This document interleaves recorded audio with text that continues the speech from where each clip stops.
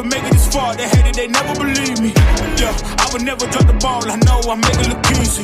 Yeah, Mayweather with the defense. I don't care what a critic gotta say. I got them picking up the pieces. That to me, you really playing with your life. I'm about to come and run it all back. I'm the new era, about to snap back. You ain't fitting for it, cause you all cap like. Hold up, I shoot my shot, wait, hold up. I'm really about to run this go up. You know it's all net when it go up. Ain't got no other plans, you don't need to understand, ayy. We on overtime, you don't need to understand, ayy. You just show them how to do it when you don't know what to say. Tell me how you plan to win if you plan to play it safe. Moving fast, already gone, yeah, but you bringing me back. Try to double cross me, dog, just let me relax. Stop assuming what we doing. Keep it moving, what we doing. Cause it can get big and right. Cause it can get big and right. Cause it can get big and right.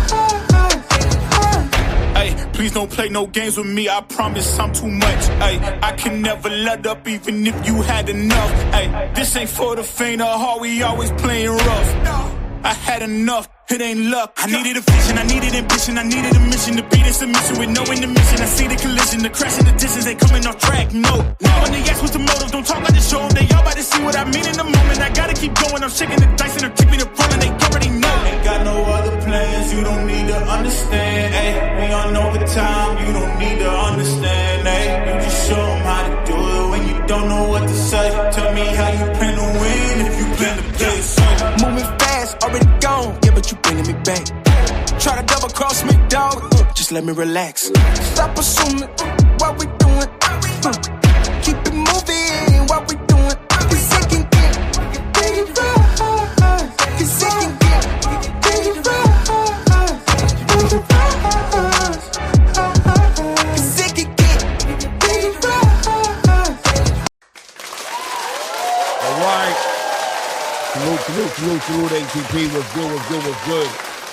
What is good, what is good, what is good? Clap it up. Couple people in the What's good with y'all, man? What's good with y'all, man?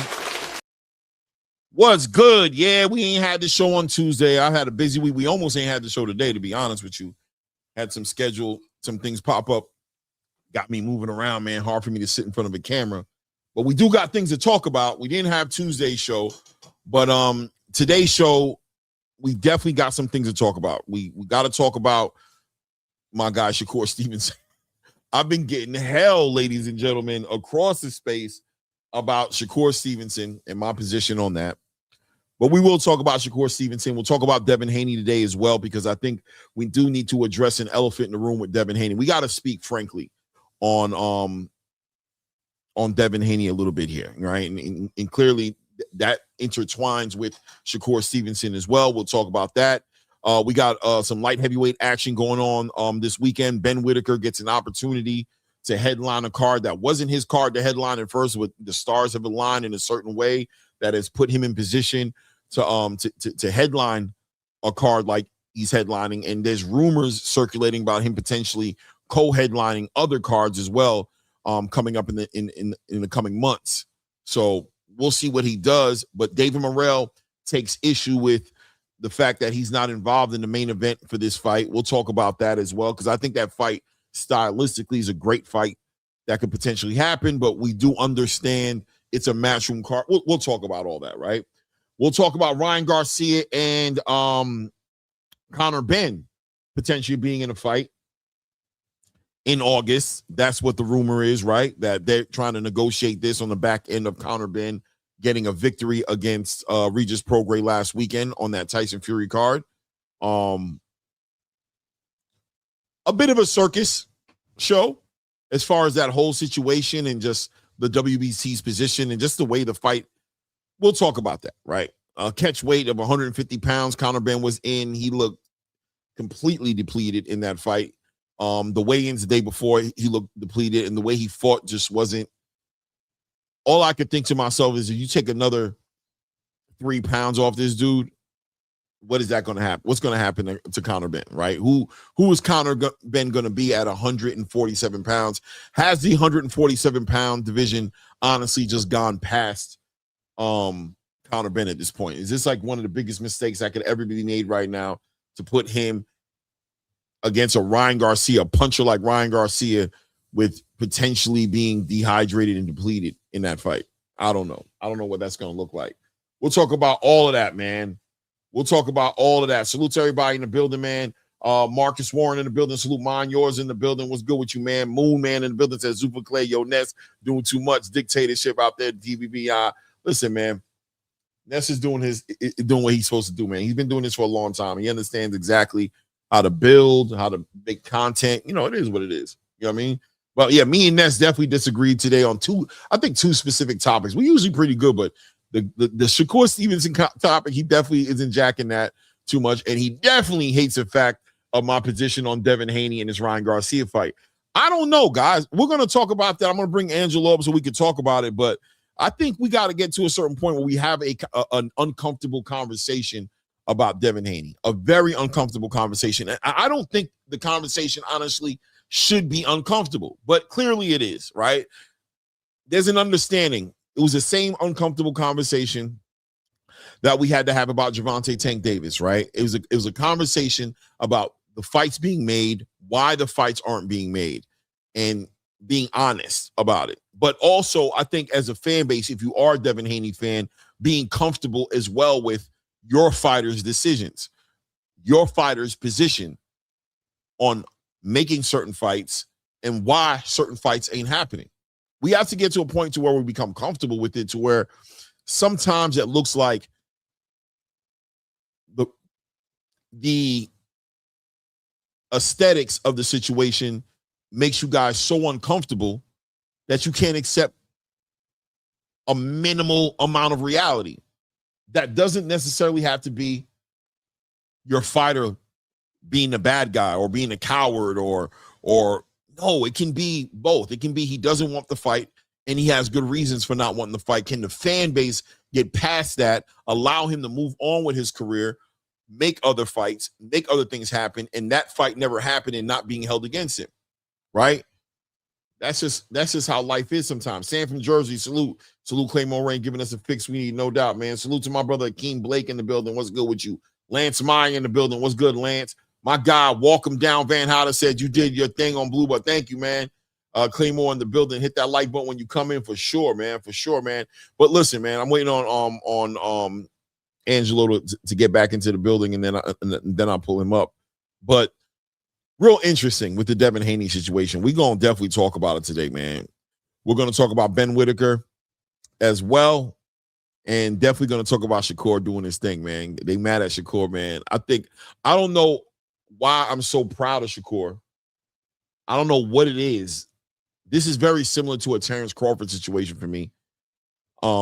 Just when you talk about adversity, when somebody's on a mission to do something special, in the space, he's just never on the right side of the conversation. He's just always the B side, always having to concede, always having to make himself available, always moving, having to move his pieces in the right way to be in the way of an opportunity, and still, not getting the grace of the space, even though he's so accomplished.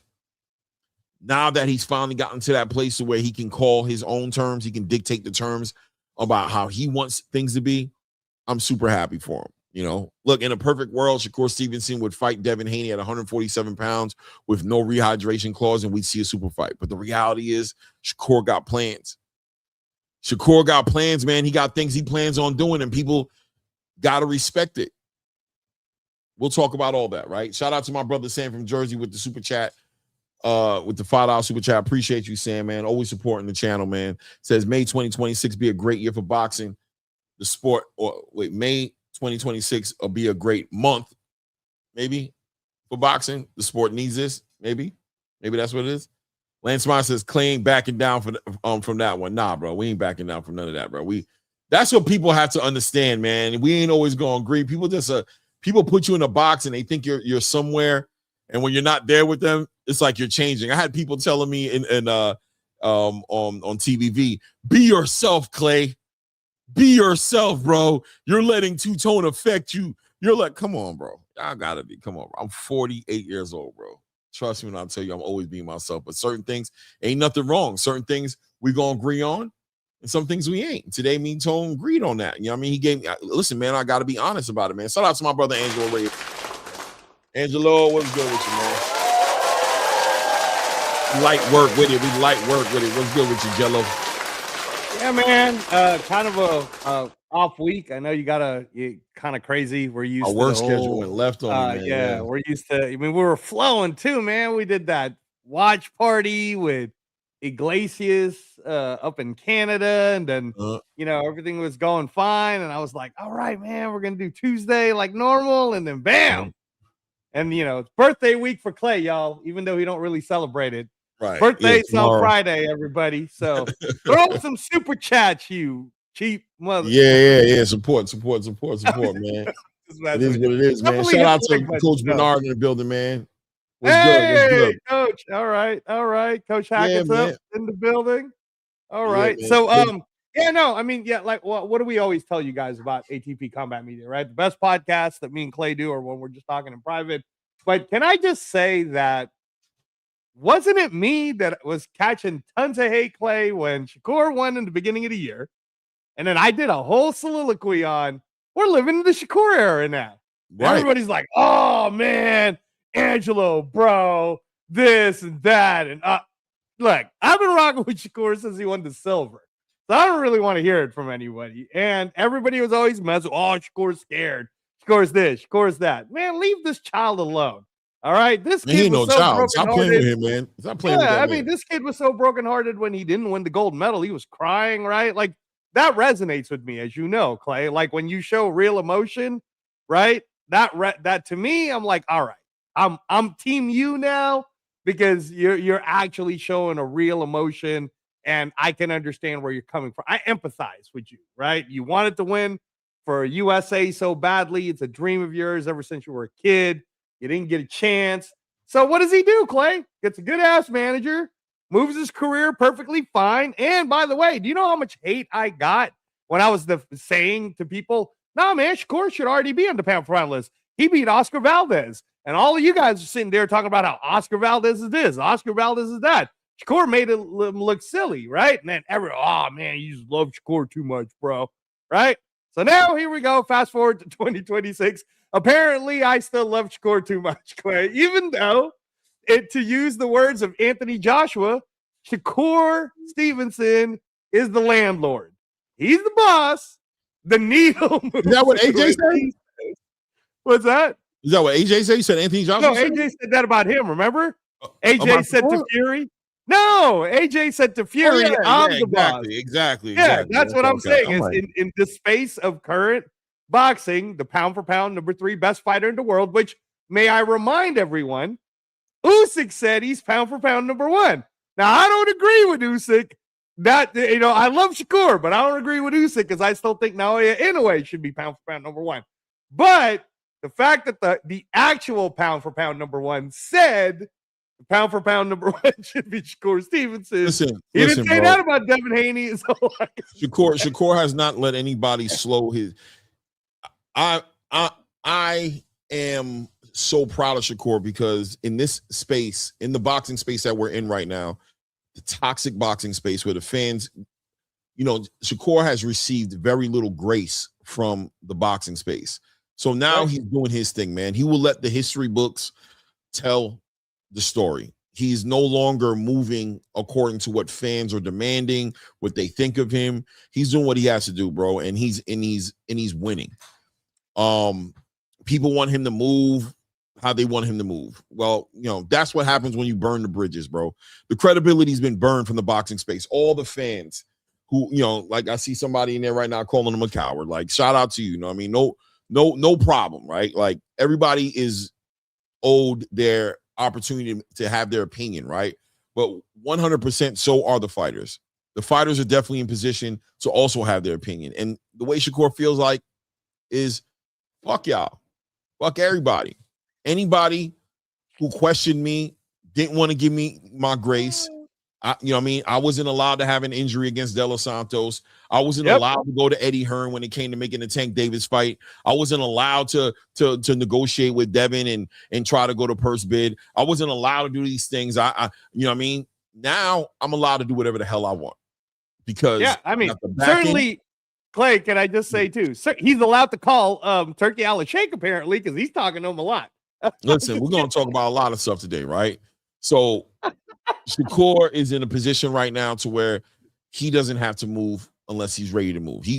He's not even thinking about making a fight until September, October. Yeah. In reality, his conversation right now is just like, I'm not even making a fight yet. So I got all the options. If Ryan wants to come down and do the catch weight, we can do that. If Devin wants to come down and do the catch weight, we can do that. If they want to operate behind some rehydration clause, we can do that. More tie at 135, we can do that. If y'all don't want to do none of that, y'all free not to do it because I don't want y'all moving in a way where y'all are uncomfortable. I'll go and get me a lineal title at 135. I'll go and unify. Defend 140, right? Yeah, I could defend and unify. You know what I'm saying? I can fight. I can make my other bad, fights bro. happen. My bad. Yeah, that's right. Right. That's right. Right. I keep forgetting that he doesn't have all the belts because he's he's a lineal title. Yeah. So look, he's doing whatever he wants to do, bro, and he's allowed to. You know what I mean? And I'm happy that he's choosing himself.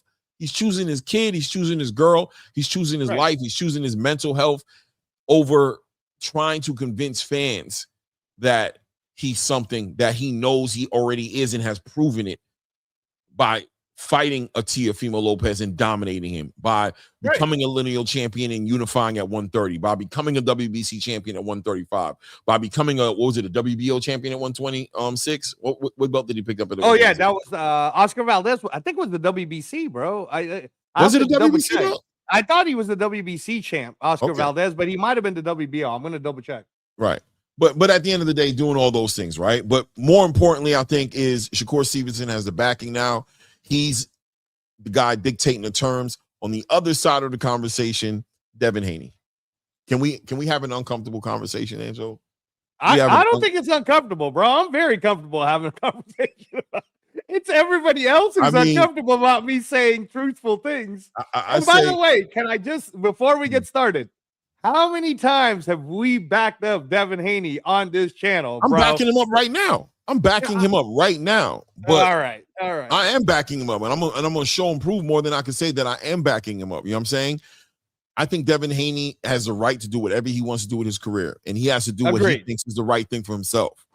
I think the people who are having a problem with what Devin Haney's doing is the fans of Devin Haney, who aren't truly accepting his decisions for what they are. They're the ones putting the pressure. They're the ones making it all about this fight between him and Ryan. I think he's more than accepted the fact that if Ryan's not going to do this, I'm not going to do that. And I'm looking at other fights. He's past it. He's not sitting here tripping. He's not pushing. He's not out here saying, come on, Ryan, let's fight. Nah, bro. He's saying, yo, let's fight, but, right? Let's fight, but. If the butt ain't, if that box ain't checked, we ain't fighting. Right. Period. Right. And he's allowed to do it. Is he wrong for doing that? No, look, man, look. We even when we picked Norman, we sounded so clear about all the different ways that Devin Haney could win that a lot of people thought we were picking Devin Haney, right? And in hindsight, we probably should have picked Devin Haney. And how many times this year have we already said at 147, we believe Devin Haney's the king, right? 100%. Problem that Devin Haney's having is he's not in a structural landscape like Zuffa.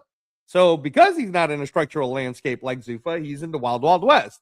Yes, and if you're going to play, if you're going to play A side versus B side, fact of the matter is Turkey seems to be talking to everyone but Devin. Now, I don't know this for a fact. I'm just saying that Teofimo Lopez just came off of an interview in the UK where he said Turkey and him personally talked. Turkey asked him, Teo, who would you like to fight? Teo said, who would you like to fight? Turkey said, well, we're not going to have you fight those guys. So then Teo said, well, why don't you just tell me who'd you like me to fight? Because I'll just fight whoever you tell me to fight. Now, why is a conversation like that happening between Teo, who was one of the most hated people by Turkey in some ways last year, to now he's having more conversations with Devin? Am I bugging, Clay? Is there something going on? It's because he says stuff like what Devin you just said. Turkey? It's because he says stuff like what you just said. Who do you want me to fight? I'll fight them. Right. I think also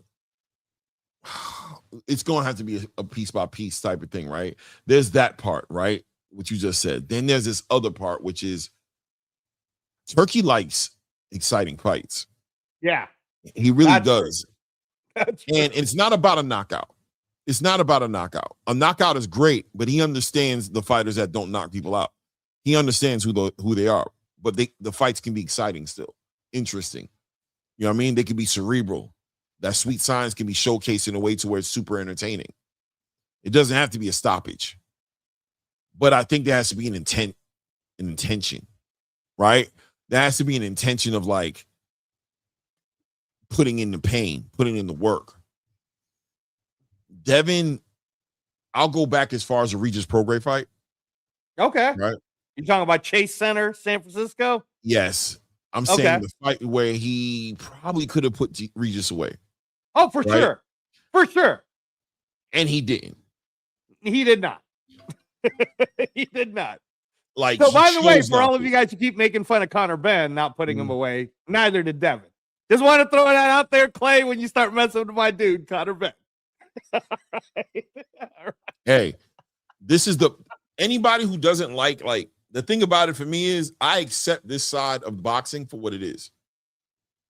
This side is about making fights, negotiations, strategically moving, stylistically favorable fights, all these different parts of the game, all these intangibles. This is part of this side of the game. Okay. If you don't like this part of the game, then go to Zuffa. Come to Zuffa. That's where but over here, this is part of the game. So when it comes to making fights, the bottom line is a big concern. Asses in seats, whatever, viewership, when pay-per-view was important, pay-per-view sales, all those different things. Exciting fights, stylistically matching up people to give the best fights for the fans to see visually. Right.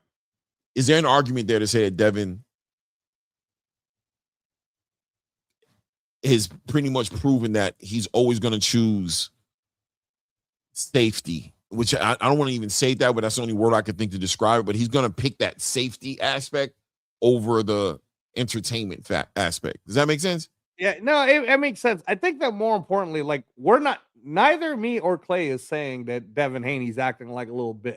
All right. So we're not saying that's not what it is. Yeah. Okay. No. Well, that's not what we're saying at all. What we're saying though is that truthfully, Devin Haney, he's not a ticket seller, man. He's just not. All right. When they talk about Xander Zayas and Boots Ennis and how many tickets they've already sold, that's in June 27th. Okay. You make a Devin Haney announcement right now against, I don't know, whoever, probably not going to move the needle. And I'll tell you how I know this. Unless the other person is well, if the other person is the one moving the needle, right? But even when Ryan Garcia wasn't like that. Right. But here's the reason why, right? I'm just saying it this way. I'm here in Vegas, right, Clay? David Benavidez and Zurdo Ramirez, Cinco de Mayo. It's supposed to be, bro, we're 2 weeks away from that shit. Do you know how many tickets are left? There's so many tickets left. There's so many tickets left that the people who bought the cheapest tickets, Clay, got moved down to the lower floor as a reward, apparently. Oh, hey, if you're one of the first people to buy the cheapest seats at $100, they were moving you down to the floor. That's what they said to him. Thank you for buying a ticket. That's what you're doing now. Like you're trying to fool us into thinking that. Look, the fact of the matter is, ain't nobody paying no $1,000, a Terrence Crawford style tickets to watch fucking Benavidez beat up on a sparring partner, dude. No one gives a shit. All right. Okay. And that's the whole thing. And so I'm saying that because we can both agree that David Benavidez is more of a ticket seller than Devin Haney is. And I know people hate it when I say that. It's just the truth though, man. I mean, like, unless I guess you can give me the New York argument since you're an East Coast guy, Clay. If Devin Haney was headlining a card in New York against whoever, not a Ryan Garcia, but whoever, pick who you want. Does he sell the main stage or does he sell the same ticket center that Alicia Baumgartner's fighting in on Friday?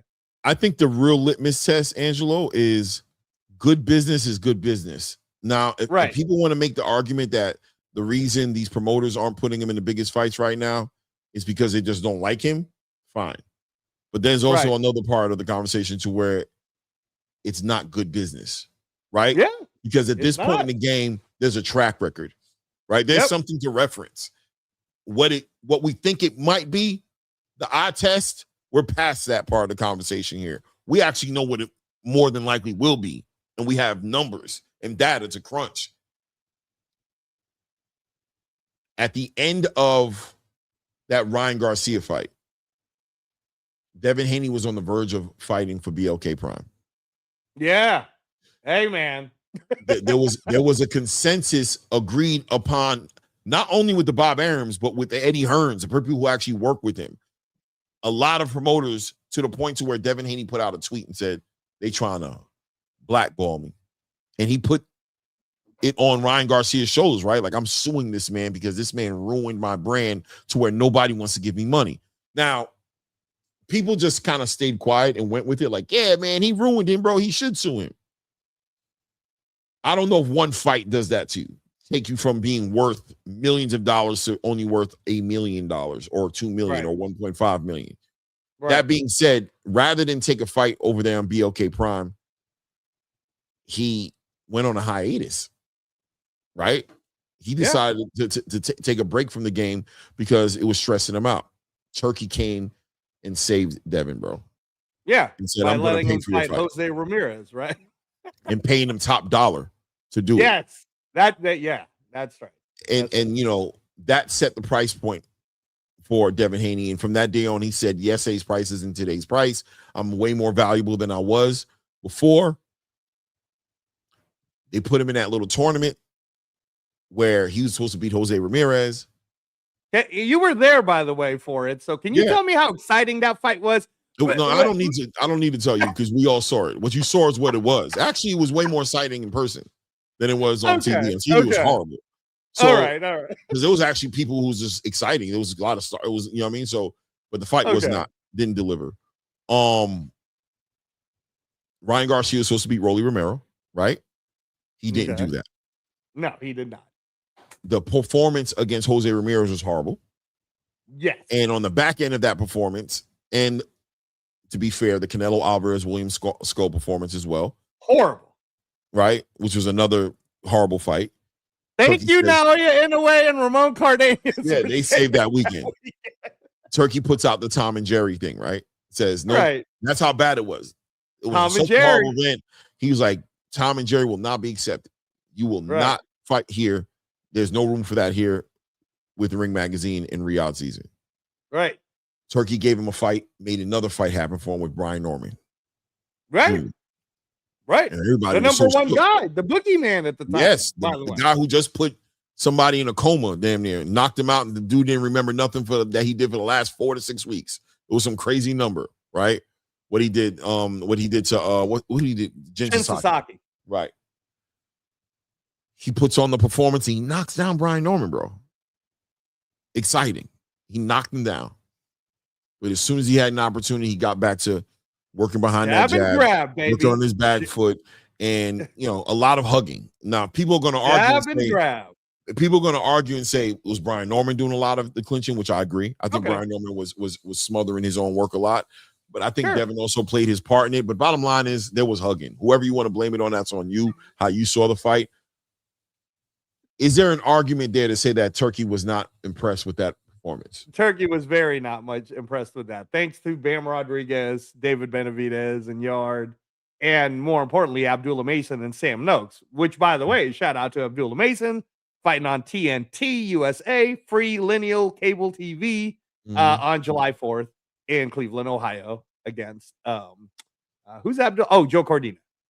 Right. So, right. But yeah, man, Devin Haney, and honestly, that whole card saved Devin Haney. Because if Devin Haney was the storyline of that card, he'd have been screwed. But because that card was comfortably, oh, Bam Rodriguez, look how amazing he is. Unified the third title. Oh my goodness, Abdullah Mason, the youngest champion we got, right? David Benavidez is a real monster beating Anthony Yard. You almost forgot. Hey, by the way, Devin Haney didn't really fight. Right. I mean, it was a good moment. It was a great moment in the fight, but the whole fight in general went the full 12 and just didn't deliver like that. But we were so proud of Devin and how he handled it, and he, you know what I'm saying, he did become a champion. But the question is, what did Turkey think about that? And how did right? Because that's what it's all about. How did Turkey feel like moving forward with Devin? Yep. Well, I think we would have really understood how he looked at it based on the next fight that he would have made for Devin. He didn't make another fight for him, bro. No, he did not. He didn't make another fight for Devin. Devin has been in negotiation with Rolly Romero on the back end of the PBC, who told him, you're not worth upfront money. We'll break bread with you and split back end money with you. Yep. You cover your own guarantee. Back end, by the way, let me just set the stage for you. Back end meaning like Fundura and Thurman only got 38,000 people to buy their fight back end. Is that what you're talking about? Yeah, like that type of, like you need to, and you know, they gave him a number. They said you have to cover $6 million before we even start breaking bread with you. You got to cover $6 million. The event needs to cover $6 million before we start to do the split with you on a 50-50 between him and Rolly Romero. Dude, a superstar? Canelo ain't going for that. You know, like a superstar ain't going for that. So why are they treating him like that?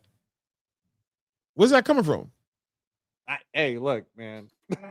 I mean, you know, I don't want to turn this into a PBC ain't got no money conversation, but you know, I look, at the end of the day, right? And again, we're not going to go down a rabbit hole of people thinking we hate Devin Haney. We're just going to tell you the truth.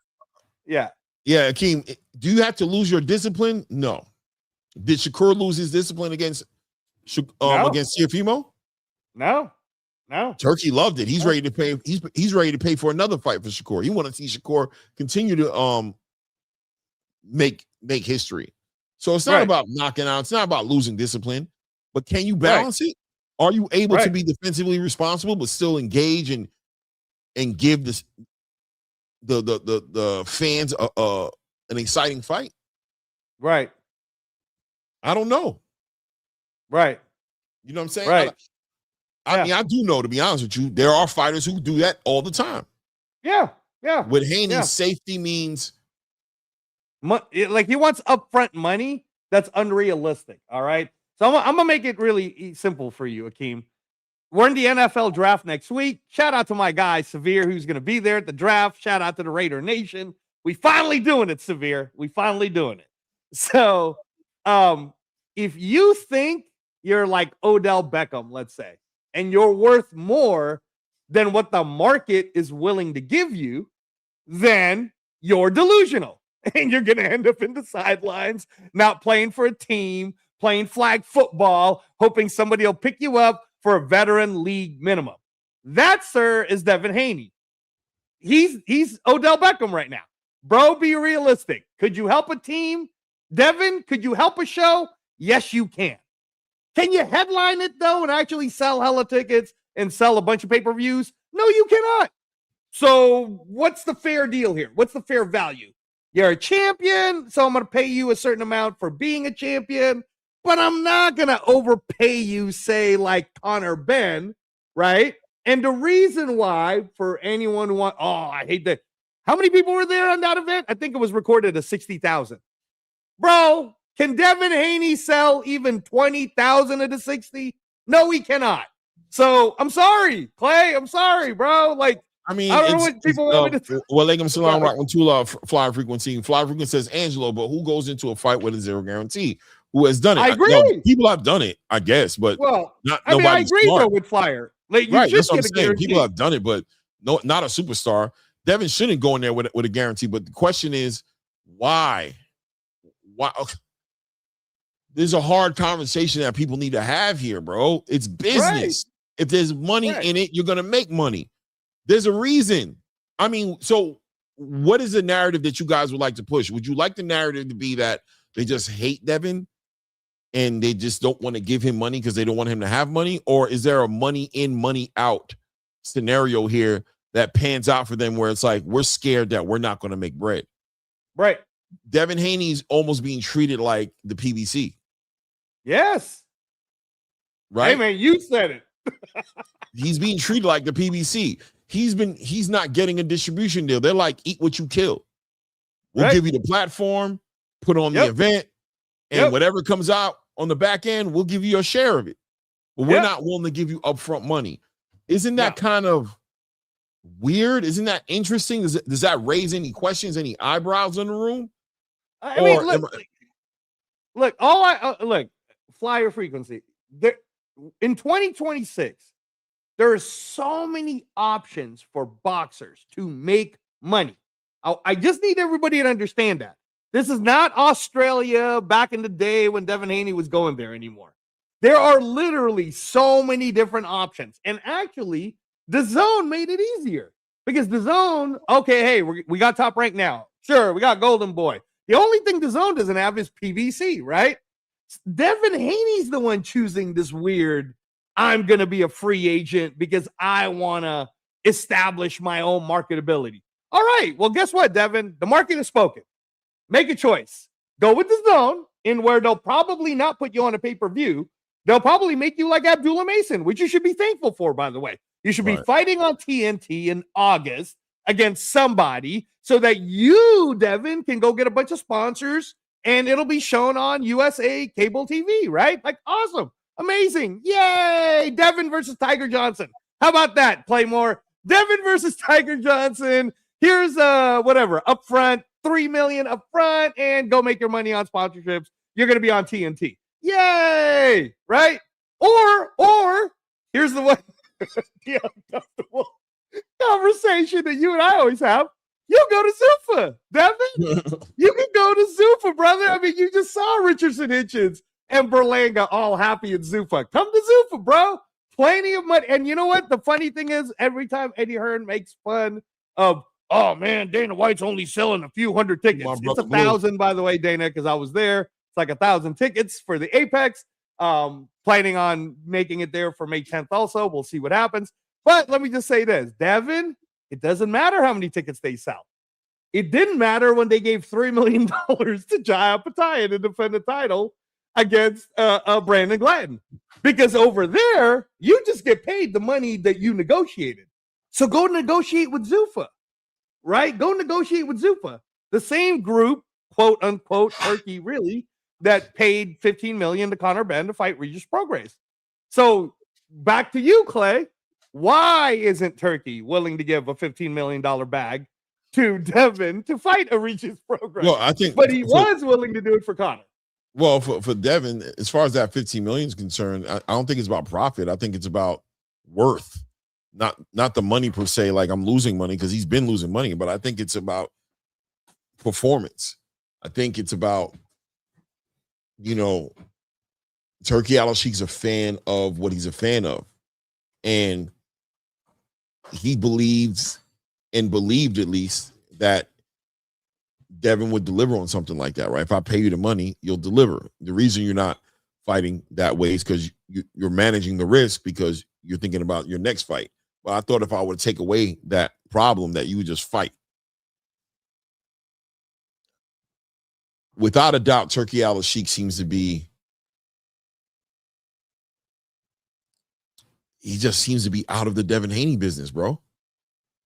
I don't know. I don't know. Right? We don't know. It's not like we're talking to Turkey personally. Right. We're just, but you guys do know that if you're reading actual like regular news outside of boxing, that Saudi's about to drop LIV, which they invested a lot of money into in golf, right?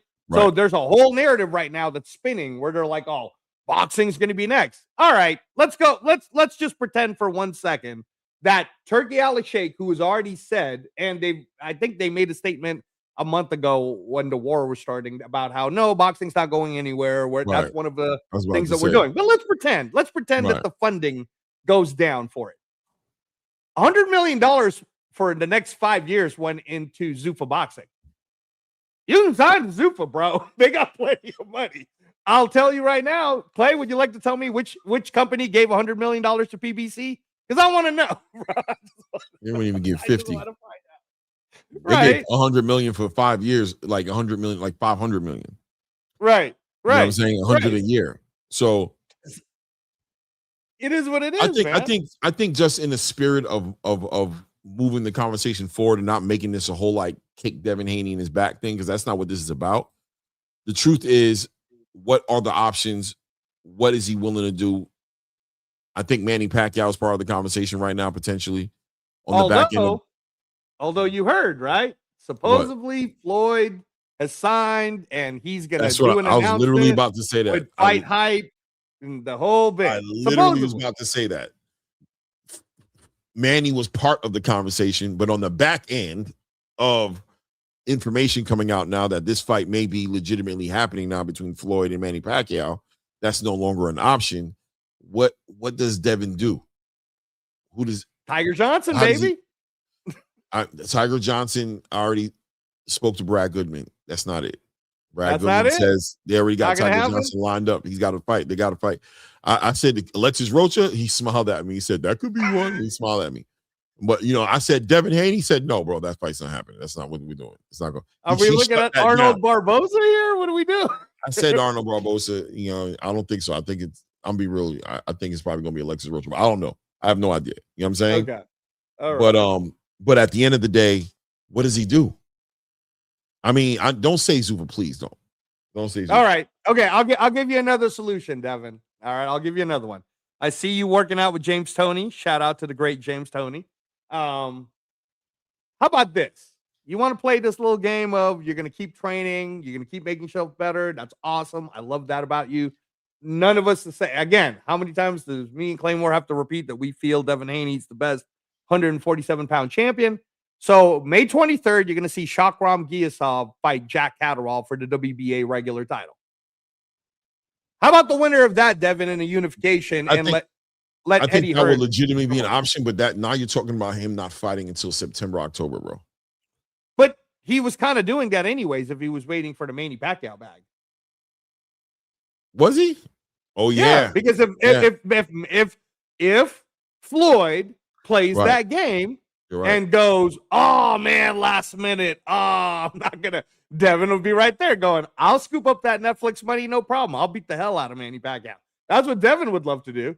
So I think that's the reason why Devin continues to train, bro, is I think he knows there's a chance that Floyd might mess this up. And I get to jump right in there, right? So I don't think Devin's a dummy like that. I think he's getting ready. So why not, Clay? Why couldn't he fight the winner of Shakur versus Jack Catterall? He could, but who's going to pay for it? And how much he's going to... It would have to come from Eddie. It'd have to be how much Eddie. Eddie's... Okay. All right, let's talk about it. Oh, no.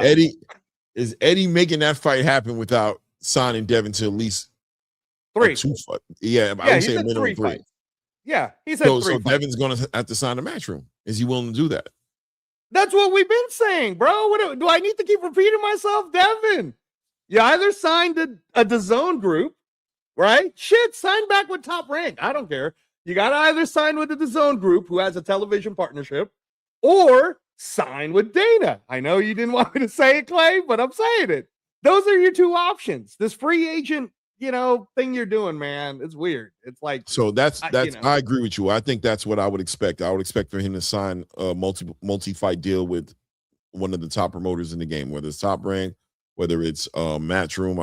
I'm not expecting him to sign with Oscar, Golden Boy, or do something with Queensberry if Frank Warren would even be interested. Right. Yeah, I don't know, man. We're gonna see him back and watch it, but without a doubt, something's going on over there. Something's going on, man. We're gonna find out soon enough. I mean, I am enjoying the James Toney mitts thing. I mean, that's pretty cool. So good job, Devin. Keep learning. Keep learning from the great James Toney. So catch and shoot, man. Catch and shoot. Catch and shoot, baby. Catch and shoot. All right. So let's continue to move the needle. Ooh. Donna, should we talk about the Ryan and the touch? You're gonna bust up my dude, aren't you? Go ahead, man. Go ahead. Hey, bro. First of all, shout out to both those guys. Shout out to Conor, Benn, and Regis Prograis for doing what they did. You know what I mean? But we know going into that fight, we needed to see something. We needed to see something. And I think we saw something, and I don't know if I like what I saw. What did you think about what you saw? I'm okay with what I saw, bro. I needed to see if he could even make 150, which he did. He did 149 0.5. But what did I expect? I expected Conor Benn to be a depleted version of the 160 Conor Benn that beat Chris Eubanks Jr. Just like, and again, shout out to one of our favorite fighters, Roy Jones Jr. Did Roy Jones Jr. not look depleted when he went back down to fight Tarver the first time? Not as bad as Conor did. Conor looked bad. Come on, bro. He looked pretty bad. Bro. Roy didn't look that bad. Visually, Roy didn't look like that. Roy was, Conor looked. Well, Conor looked bad, bro. He's disciplined. Bad. That's another option too, Akeem, right? Go to 154 and make some super fights. That's always an option.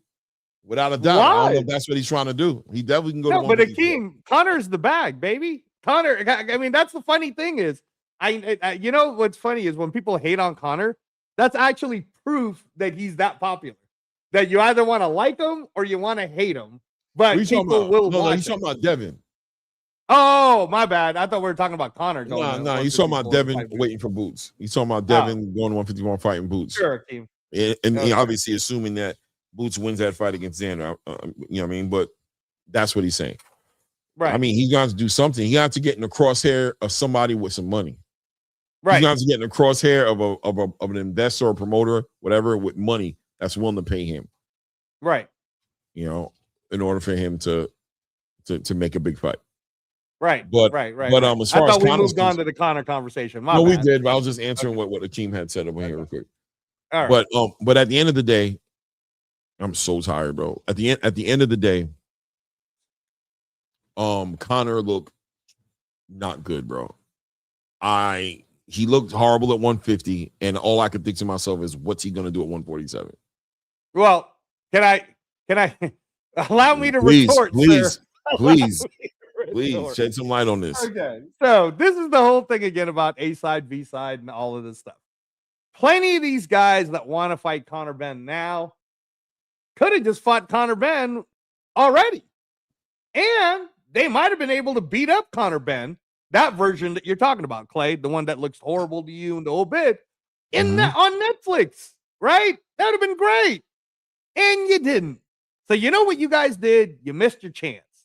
Because all that's going to happen with Conor Benn now that he got used to this first set of weight, there's no world that you're going to make me believe. And you already heard Regis Prograis say it's not like Conor Benn doesn't hit hard, bro. It's hard, right? There's no world that Conor Benn is not going to be better trying to get back down to 147. Right. He just got 15 million. He's going to have the best nutritionist. Probably Zuffa's going to help him with it. I know that there's this lawsuit thing that Eddie's going to wait for or whatever. I don't know. I don't know why Eddie's even bothering with it, bro. Eddie, you're killing it right now. So don't even worry about Zuffa, man. Just do your thing. But Conor Benn, if he does fight Ryan Garcia in August, is what they're saying. In Las Vegas is what they're saying. You and I would have to agree that that's a huge money fight for both Ryan It's a and spectacle. Conor. It's a spectacle, right? It's Ricky Hatton versus Castillo or something, right? Like somebody who's even bigger than what Castillo was at the time. It's not quite Ricky Hatton, Manny Pacquiao. Ryan's pretty popular though. Ryan's pretty popular, and Conor's pretty popular. So they fight. Let's say it's a Netflix because that's what they're talking about too, bro. Ryan Garcia on Netflix with all the streaming things that he does, man. Oh, Netflix will pay for that. That's no problem. That's a fact for sure. Yeah. So there you go. Right now, it's an easy theory. And you know I like Ryan. How many times have I had to defend against you, Claymore, about what you call the sushi roll so disrespectfully? When we know it as the Ryan roll. I'm disrespectful for calling that, or he's disrespectful for doing it? Hey, look, all I know is it works. I just went through this with Ness, bro. You guys, all right? you guys keep seeing this. You guys keep seeing this cup half empty, half full shit with this sushi roll, bro. I don't see it, bro. I've always been full cup with the Ryan roll. So you cool with it? You feel like you rocking with it? You rocking with it? Thank you, Lance Meyer. The California roll. It's the Ryan roll, bro. Wait a second. So you're rocking with it. Let me turn my back to you, Clay. Let me turn. Nah, pause. Don't pause. Oh man. Pause. So anyway, so So Ryan versus Conor, the easy narrative will be, oh man, based on how Ryan looked against Mario Barrios, Ryan's going to kill him. I don't think Ryan's going to kill him at all. I think that's going to be a very 50-50 fight. And if you end up doing something crazy, like letting Angelo bet on a plus 600 for Conor Benn, I'm doing it. Because I'm telling you, bro, what did Ryan do when he got hit by Rolly? What did Ryan do? Put his hands in his pockets. Exactly. You don't think Conor Benn can hit that hard, bro? Go ask Regis Progress. You don't think Conor Benn's going to hit harder in August? 147, though? I don't know.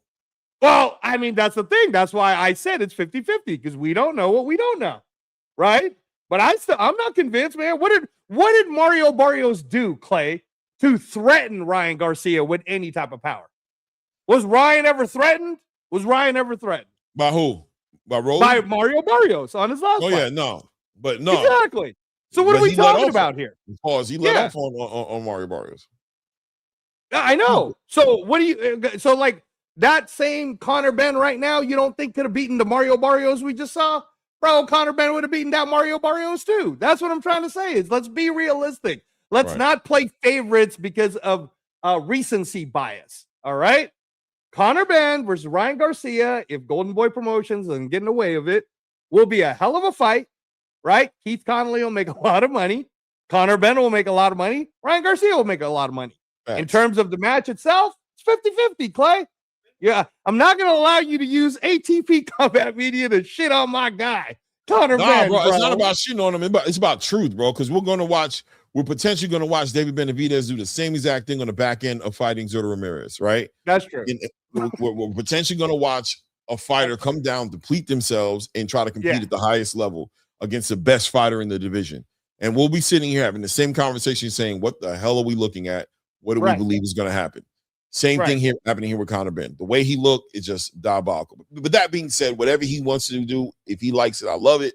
But the WBC and this circus show that they've done with their title, the whole idea, when you look at from the build up to Mario Barrios being protected, never having to fight, you know what I mean? Any of his contemporaries.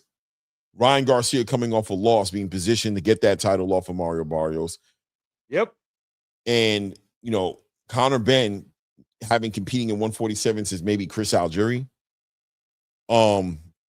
Years, right? Three plus years since he's fought at 147. Looking the way he did at 150, fighting against Regis Prograis, going into a title fight against Ryan Garcia. Crazy diabolical, bro. Right. No, you're absolutely right. I mean, again, I don't know what's going to happen with the David Benavidez thing, because I still am holding on to the fact of believing that David, because you keep telling me that David's going to do the Zurdo Ramirez thing. It's really his last contract. He's really going to get out of that. Then he's going to make a move. So I'm still holding on to the fact that David Benavidez wants to continue to be the guy, and he's not going to do some weak ass move and avoid Jai Apataya. So I'm still going to believe that David, you're not going to do that. All right. The minute you do, man, and you know I love you, right? But come on, bro. Don't win 2 belts at cruiserweight just to drop them like Fundura, bro. Don't do that. All right. Don't do that. We know Bivol is fighting Beterbiev later this year, Clay. And what did David Benavidez already say? He said, I'd like to come back down because I want to fight either Bivol or Beterbiev. So you're going to wait till 2027 to do it, bro? Is that what you're doing? Like, that's what we're doing now? You avoiding Jai? That's what we're doing? Oh, don't do that. Don't do it. Hammer don't hurt him. That's what he said he's trying to do. It is what it is. Shout out to Roger Dat in the building with Zuffa. Yeah, Alberto.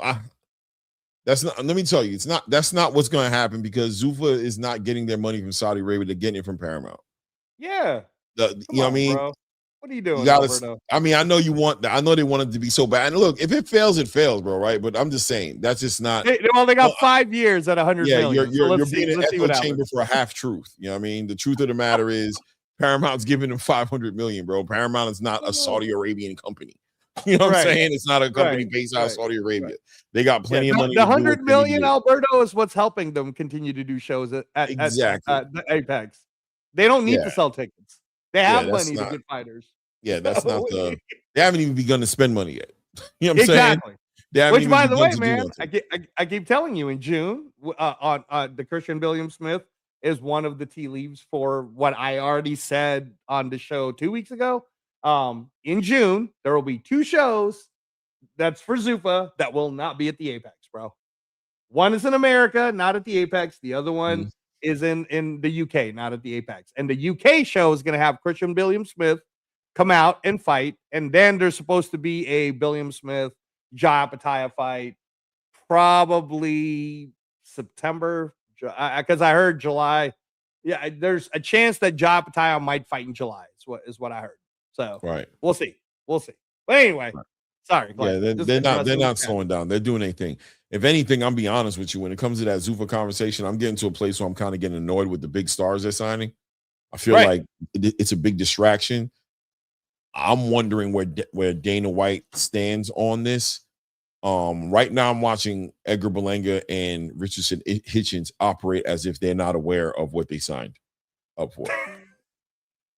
And it bothers me. It's annoying me because if I see another Jai Pacquiao situation where they're sitting there like, oh, the belt, I'm not going to even, I'm telling you right now, when I'm expecting the IBF to take that belt off of Richardson Hitchens, I don't want to hear no crying. Like, I'm literally going to be like, what did you think at this point was going to happen? Unless it's a ring card, though, right? Unless it's a ring card. Listen, if they can find a way for them to keep it, so be it. But if they don't, they don't. That's what I'm trying to say. Can I give you a scenario on a Ring Magazine card that's Zuffa Boxing promoted? Yeah. Okay. July 12th, International Fight Week, T-Mobile Arena. Turkey Alashake puts his money in. Ring Magazine card. They put everybody in there. Jai Pacquiao is fighting somebody for a belt. Richardson Hitchens fighting Landolfo Delgado. Edgar Berlanga, who keeps saying he's going to be at 168. Yeah, you will be. Not in the Zuffa space, but you'll be promoted by Zuffa at 168. But last I checked, Zuffa's not signing any 168 fighters yet, other than you, I guess. So that can happen, Clay. July 12th, T-Mobile Arena, Zuffa Boxing. I could be wrong. I just like to say these things on record so that when I am right, then I can go, hey, remember that show? I know. I know exactly why you're saying it. Trust me, we know. I'm be real with you. Dana had a plan, a vision. That's why I got to ride with Showbiz on this one. When he said what he said, and he said he doesn't like, and I don't like it either. Stop signing these damn champions, bro. Stop wasting the time of these fans. It just don't make no sense. Like, let those dudes do what they do and let them know if they come over here that they're doing what you're doing. Like, you're not providing, because now it's getting to a point where I'm starting to feel like, is Zuffa like going to finally just admit that they're just a regular boxing promotional company? That they're going to. But they're not, though, Clay. I know, but if they're going to continue to do this, they might as well. Because if you're going to be sitting here putting together unification fights and having fighters defend IBF titles and whatever other titles and going for other titles, just say who you are. But it's a ring card, Clay. We agreed on this already. We said that on a Ring Magazine card, that even it can be promoted by Zuffa, but that doesn't mean it's a Zuffa League fight, bro. It's a Ring Magazine card. How is Zuffa promoting a card that's not a Zuffa card? Hey, man, look, they just did Terrence Crawford versus Canelo. That's my answer. That was just the beginning. Everybody knows what that is, man. Listen, bro, I got to be honest. I can't be on the side of stupidity. I'm not going to do it, bro. I'm not. If you guys are going to continue to do this, bro, it is what it is. Work with the sanctioning bodies. Be a boxing promotional company. Do your thing. I don't know what to tell you, bro. Like, just do it, and I'll support it regardless, right? But I'm not going to continue to play this fake game of, oh, we're this separate league, and we're doing our own things, and we don't do sanctioning body belts, but you've signed 2 champions already. Yeah. And you're talking about potentially doing work with Devin, potentially doing work with Shakur. Shakur's like, yeah, they haven't called me yet. He's waiting on them. What are we doing? What are we doing? What you're supposed to do, bro. He has not lied to anyone. All right. There's a Zuffa system. Okay. There's a Zuffa system for people like Mozzie Van Houter and Jaleel Hackett and Robert Merriweather, Tony Hirsch to play in, so that they don't have to sit there and be blackballed and wait for fights. I understand. Okay, no, let me finish. So there's the Zuffa system, in where the Zuffa system will not recognize the other sanctioning belts. But they never said they disrespect them, which they haven't, right? The Jai Pattaya one was the proof. And we both know we're about to see it, actually. In fact, we just saw one, but the real one is going to be in May. We just saw Tyson Fury Makhmudov in where Brand Gorham, who's a 140-pound fighter, Clay. Who's he promoted by? Zuffa, baby. Bam. All right? Okay? Zuffa fighter. Jamar Talley about to fight. What's Jamar Talley? Zuffa fighter. But they're not fighting at Apex. And what are we about to see on May 23rd? We're about to see a bunch of Zuffa fighters with all the sanctioning bodies in the pyramids of Giza. So when it comes to the Ring Magazine cards, baby, it's all good. Hitchens wants to keep a belt. That's Dana's way of saying, no problem. Edgar Berlanga wants to be best at 168. That's Dana going, no problem, baby. Just sign the Zuffa contract. That's all it is, Clay. Why you mad? Why I ain't mad. I'm just being honest. Like, just listen, bro. Zuffa is getting ready to, in my opinion, they might as well have a 168-pound division. They might as well have a 140-pound division. They might as well do it all, bro. Just stop playing games. Stop trying to act like you're doing something that you're not. That's all I'm saying. Just stop trying to sell us that you're doing something that you're clearly not doing. Or you're not doing it. It's not as black and white as you made it sound before. It's just not. It's pretty black and white, Clay. You're just not reading the book. All right? Bro, when I'm reading the rumors, they want their cake. They have the cake and they're eating it too. No. Let me just pretend. This walk with me, as you like to say to people. Oh, Lord, child. Walk this walk with me. When PVC was trying to even do their own PVC version of this, right? Their own little league. They're going to do their own belt and the whole bit. Remember that? Their plan just didn't work. How is Zuffa promoting people in their Zuffa league, which is a UFC model, unfair when what that model is doing is keeping everyone active? Now, here's the thing. The only difference between the Zuffa Boxing League and the UFC, Clay, is when you're signed to the UFC, you can't go fight the PFL champion. Right. You can't go fight the one championship champion. Facts. You can't. Okay. With Zuffa, you can. Exactly. That's what makes it. No, they were upfront with it, is my point. No, the whole thing is Zuffa supposed to be like the UFC. That's the whole thing. It is like the UFC. It is. Bro, why are you hating on it? Look. I'm not hating. I'm just telling the truth. I'm okay with it, but we don't got to play when did Dana ever say that being a part of the Zuffa roster means you're going to get a chance to be ranked in the top 10 of Ring Magazine and you're going to get to go to Riyadh where Turkey will take you at that point? He said that from the get-go, bro. He has not lied once. He's saying the shit that he's going to promote is he's going to tear boxing down. He's going to build it back up. He's going to do the Muhammad Ali Revival Act. Right? UBO and the whole shit. You're going to get insurance, minimum pay, blah, blah, blah. But he never once said, and by the way, man, once you become the Zuffa champion, you can't fight anywhere else. In fact, he said the opposite. He said, when you become the Zuffa champion, you get to go fight at Riyadh, baby. Yo! Like, come on, bro. He hasn't lied one bit. It's only the people that want to spin a narrative. Akeem, it's not only the ring belt, though. You can go fight for any belt. At the end of the day, Zuffa is a promotional company with a league. Can we admit that? Can we say that? Sure. I'm down with that one. Okay. It is the league. So it's the UFC who's willing to work outside the UFC space. I'm with you. They are, but in an official capacity, they are able to and willing to facilitate unifications, undisputed, everything that comes with the regular league. They just have an actual league of their own to keep their fighters active when the matchmaking can't happen on the traditional side. Bingo. Now imagine 3 years from now. Imagine 2028. Okay. You got let's just imagine this walk with me, Clay. 2028, let's say they can do it this fast. I didn't think they could do it this fast, but let's say they do, Clay. In 2028, there are 8 Zuffa boxing champions. Let's just pretend for a second. All these guys have been kept active. They're fighting 4 times a year, 5 times a year, 3 times a year. The league is moving just like the UFC. But a Zuffa boxing champion is challenging another champion in another in the end one game in the sanctioning body space, challenging Eddie Hearn's champion. Bro, you're not going to be excited about that? Of course you are. I am. You're going to be like, I mean, exactly. Listen, I've been saying from the beginning, right? I've been saying, yo, Dana needs to find a way to work with the sanctioning bodies, bro, and just call it a day. What it sounds like is that's what he's done, which I'm okay with it, but we're going to speak on it for what it is. What? They are also a promotional company. Zuffa is open for business and ready to sign fighters, and fighters can go and chase down WBC, WBA, and they will facilitate that. They just won't do it on a Zuffa platform. They're going to use the Ring Magazine platform to do it. Yes, but when did he ever not say that? In fact, we even heard Julian Rodriguez talk about this. We've heard Jaleel Hackett talk about this. We've heard the Mozzie. Every single Zuffa fighter knows this, bro. Really.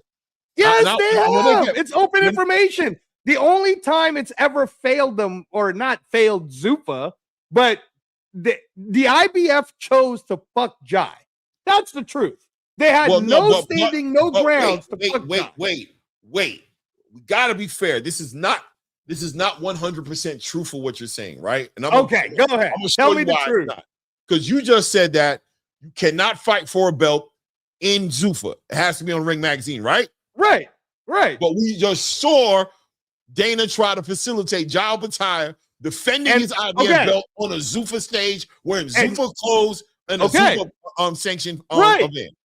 And what did you just say like 5 minutes ago? You said you're okay with Dana being able to work with the sanctioning bodies. No. Which is what he tried to do. Wait.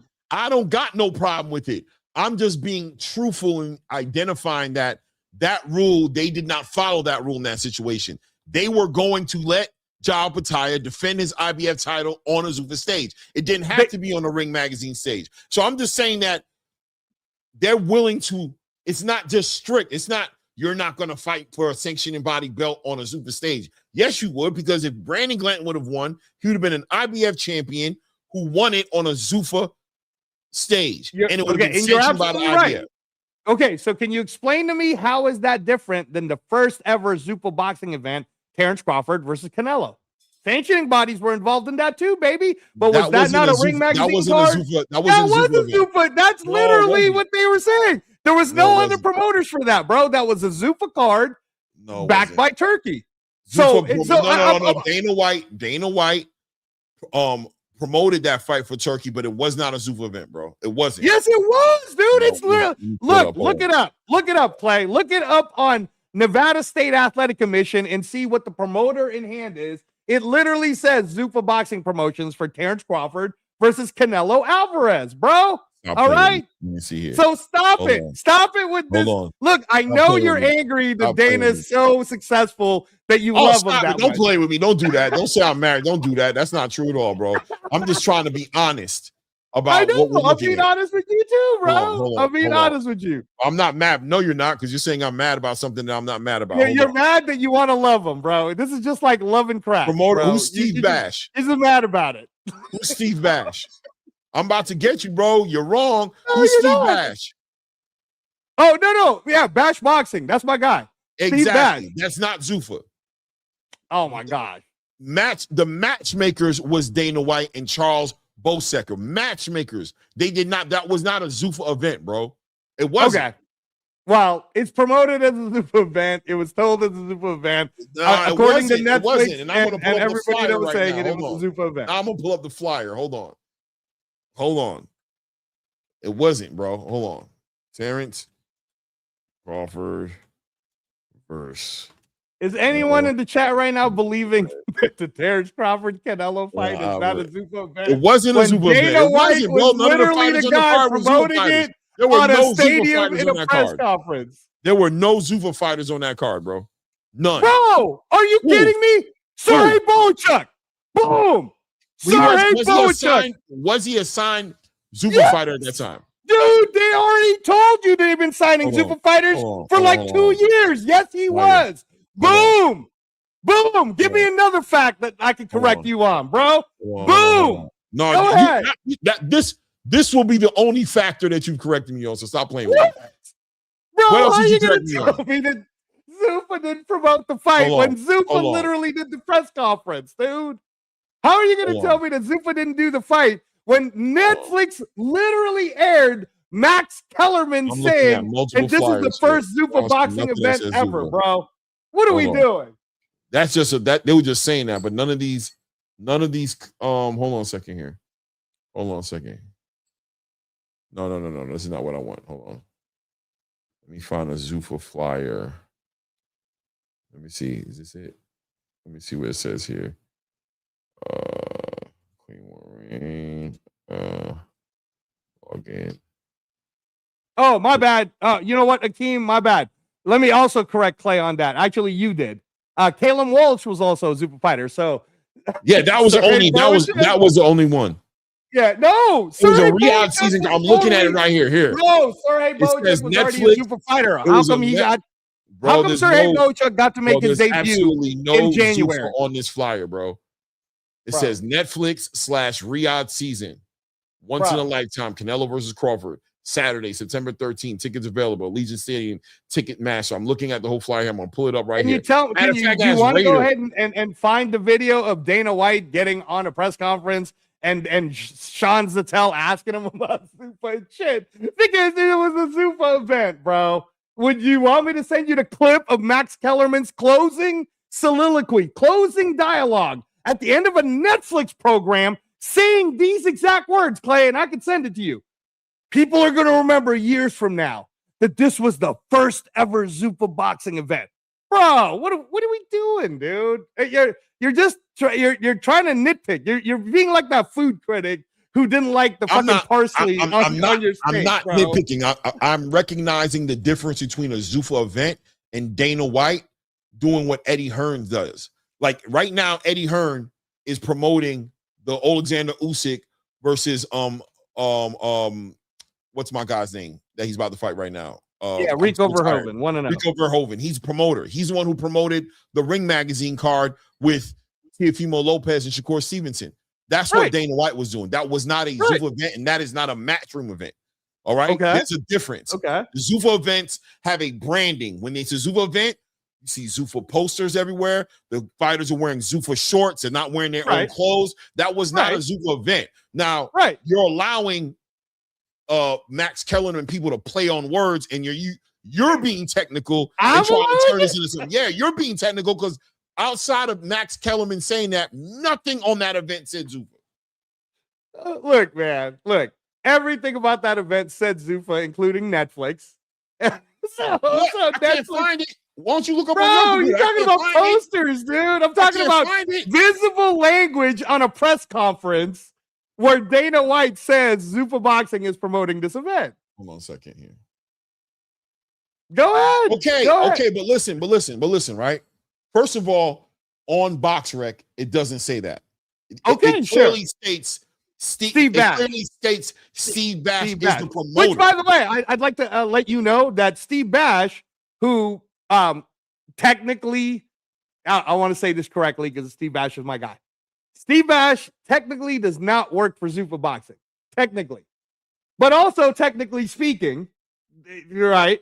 All the fighters that Bash Boxing tends to give shows to all end up signing with Zuffa anyways, like Justin Valoria and Jaleel Hackett and so on and so forth, Jamar Talley. So, if you want to call Steve Bash a conduit per se to filtering people as a trial period to go into Zuffa, people in the chat, are you hearing this shit? Do you hear this shit? Look, I'm just giving you facts, bro. Go ahead and look at all the Bash Boxing promotions and look at how many Zuffa fighters. At the end of the day, if it was Zuffa promoting it, it would say Zuffa on the promoter thing. That's what it would say. Here's where I'm going to make you feel a lot better then, all right? July 12th, if you happen to see T-Mobile Arena promoted by Zuffa Boxing, but you also happen to see Richardson Hitchens, IVF versus whatever, then we can end all of this, and then you can be right and say, see, Dana, you should have just told. All I'm saying is, if we're going to look at Zuffa Boxing as a league, then they can't be doing these other things. But if they're just going to be a promotional company, that has like, I don't know, this is a new thing, and that I guess that's what the Ali Act thing is all about, right? Yes. Because they're going to be a league. Thank you. They're going to be a league, but they're also going to be a legitimate promoter in boxing, just like Eddie Hearn. In other words, Dana will be working with the sanctioning bodies. When he said he wasn't going to recognize him, he is going to recognize him. Yeah, sure. But only, time out though. Only on the auspices and the banner of Ring Magazine cards, because it's just like the UFC, bro. Like, can you imagine if the UFC? How do you explain the way he just tried to do a job attire? No, oh my gosh, bro. Can we leave the Jai thing alone for a second? So you're agreeing that's a horrible example because that makes it look like that's not the case, right? No, that was the case for that particular fight. That's an exception to the rule. Here's how I'll defend Dana. All right, okay. I'm going to defend Dana this way to Jai Pattaya. He repeatedly talked to Jai, and Jai has this dream of being undisputed. At the time, there was no Ring Magazine events to put Jai Pattaya on to fight Brandon Glanton. So they made the Jai Pattaya fight versus Brandon Glanton, the first inaugural Zuffa boxing belt, which which was a trophy belt. I'm not going to cut you off on that. But what I'm going to do is I'm going to put a link out here because there's a couple of people in here I want to give an opportunity to come up here and give me their opinion on what they're seeing with Zuffa in this conversation. But go ahead, explain it. Okay, so he there's no Ring Magazine cards to put Jai on. He's like, but you have a dream, and I want to make you happy, and we're going to keep this dream because we have not gotten across the border yet on the UBO Muhammad Ali Revival Act. Okay, so that's the exception, not the rule. I got you. So okay? This is the exception, all right. No, not the rule, right? Okay, so he did it for that event. Right. Okay, now hold on. I'm okay with that, bro, because I want to go right back to the whole IBF fuck everybody. Okay? The Zuffa belt was a trophy belt. They never lied because there is no Zuffa belt that really exists as a UBO because the UBO hasn't passed yet. Okay. The IBF fucked them, even though Dana did everything he can to show off the IBF and put them on Paramount and do the whole bit, which is why there's going to be a lawsuit against the IBF. Okay, well, we do that. But more importantly, I know everything you're saying. I know. I know everything you're saying. I know. Right. So what I am saying is that it's an exception. It's not the rule. It's an exception. Because of the circumstances. Okay, fine. I mean, that's what an exception is. It's an exception for a reason. I'm good with it. What I'm saying is, in the future, once everything is ironed out, there will never be a champion. Peep game, right? I want you to peep game, right? Okay. So this is going to be interesting to watch this come together, right? Go ahead. So let's play in a scenario right now where Richardson Hitchens is a IBF champion. Okay. Okay, wait, time out. That's a bad example because you already know Hitchens is trying to move up to 147. You could go with the whole Berlanga wants to win 168 belts, though. Okay, let's do Berlanga. Perfect. Edgar Berlanga fights the winner of Armando Resendez and who's he fighting? Jaime Munguia. Sure. Done. He becomes a WBA champion. Sure. He's a Zuffa fighter. Yep. Will he fight? Will he defend? Will he ever defend that title on a Zuffa stage? He'll defend it on a Zuffa promoted show, but under I'm saying when he fights, what I'm saying is, are you painting a scenario to where he fights on a Zuffa stage, loses, but still walks away a WBA champion because that belt will not be on the line because it's on a Zuffa stage? Yes, and I'll tell you exactly why I know that that's okay. Okay, ready, Clay? We're about to fucking watch it with Usyk and Rico Verhoeven, bro. Is Usyk not the WBA and IBF champion as we speak? Yes, he is. Is the IBF and WBA on the line against Rico Verhoeven? No, it's not. And if Rico Verhoeven were to win, bro, if he were to win.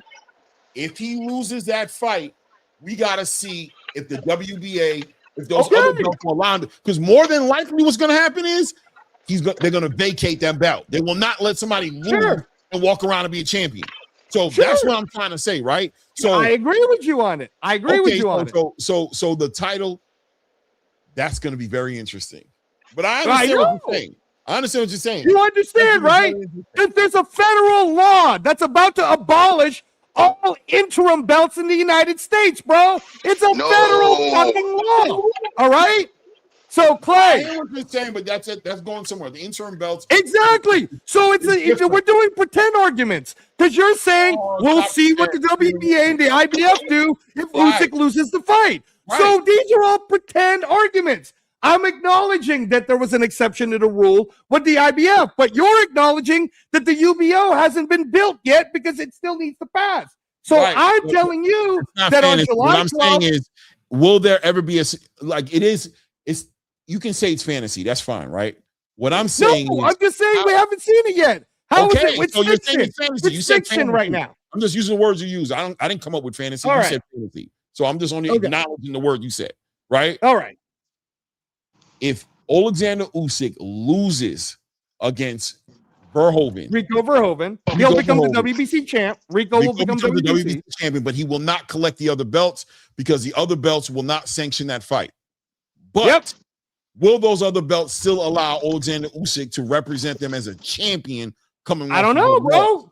Because you just said in the beginning of this whole show how the WBC is moving funny with Ryan Garcia even holding a belt. And I agree with you. And how many conversations have we already had, including Read the Ring, episode 5, about how belts are bought, not really earned, right? So I don't know, bro. I don't know how to answer it. I don't know what you want me to tell you. Akeem, what's good with you, Akeem? What's good with you, family? Hey, peace to the both of you guys, man. What do you think about the conversation? That was the question that I wanted to, like, the message that I sent out there that they can only fight for a ring belt, because I'm a little confused. I thought the only way that Zuffa can intermix with WBA, WBO, and all of that good jazz is if they fight for a ring title, because they're not promoting those sanctioning bodies. But Turkey owns Ring, so I can see why. Okay, so when the Conor thing happened, and it was like, yo, he's getting paid the 15. Two things I thought. I was like, are they fast tracking him to the Ring event to fight whoever they can, or was it a part of a 3 or 2-part fight because Junior from TBV said that his cousin is fighting on the Zuffa card, and depending on how he fights that match, they're gonna go back to the table with negotiations. So I thought Conor got that initial deal with the 15 million. I thought that was the jargon that was going around. Do this fight, debut fight, and then we'll come back to the table. But when Jai got the belt and they stripped him, I started getting confused, because I'm like, wait, the only way Zuffa fighters can fight people on the other side of the street is if they go ring.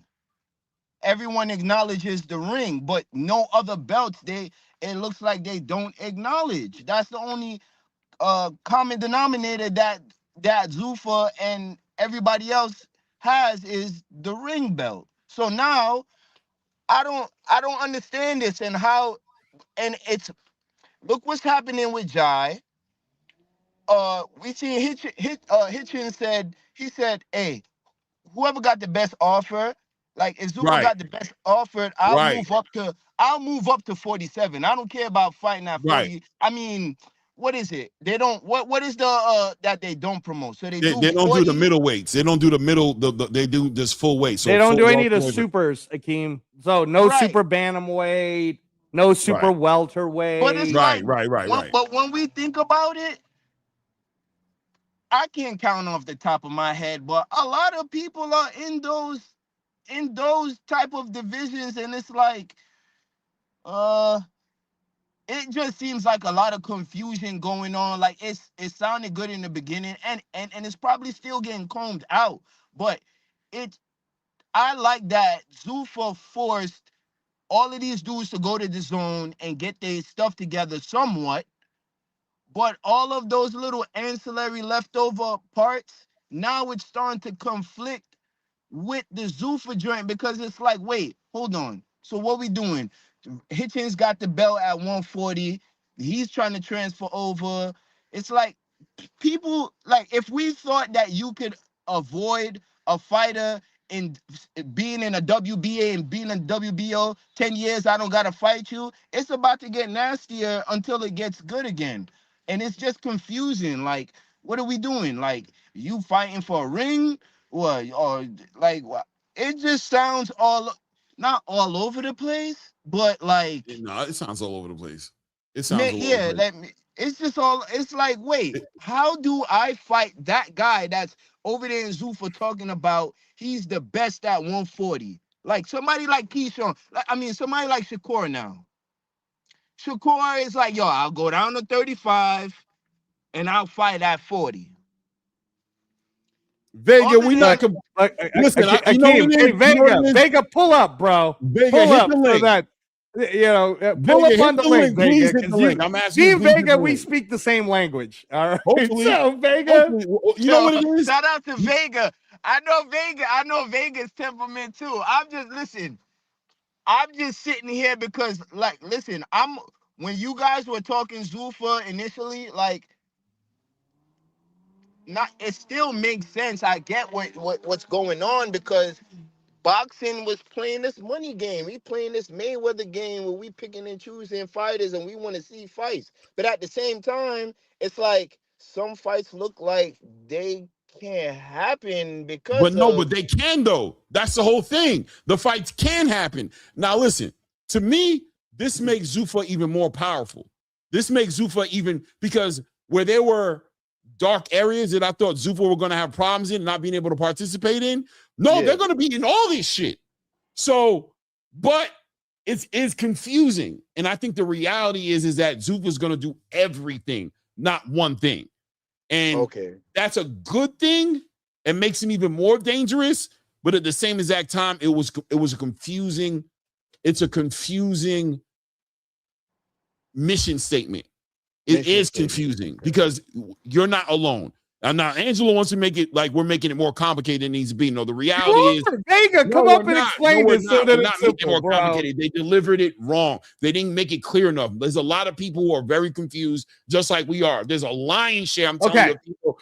Can I ask a question? Oh, all right, hold on. Akeem, we love that you're participating with us. We appreciate you, bro. We really do appreciate everyone who subscribes, presses the like button, enjoys me and Clay. See how some people think me and Clay agree on everything, right? And actually, me and Clay do 5-hour debates all the time. You guys just don't get to, you guys just don't get to see it because I don't think you guys be able to handle a 5-hour. You guys want clarity.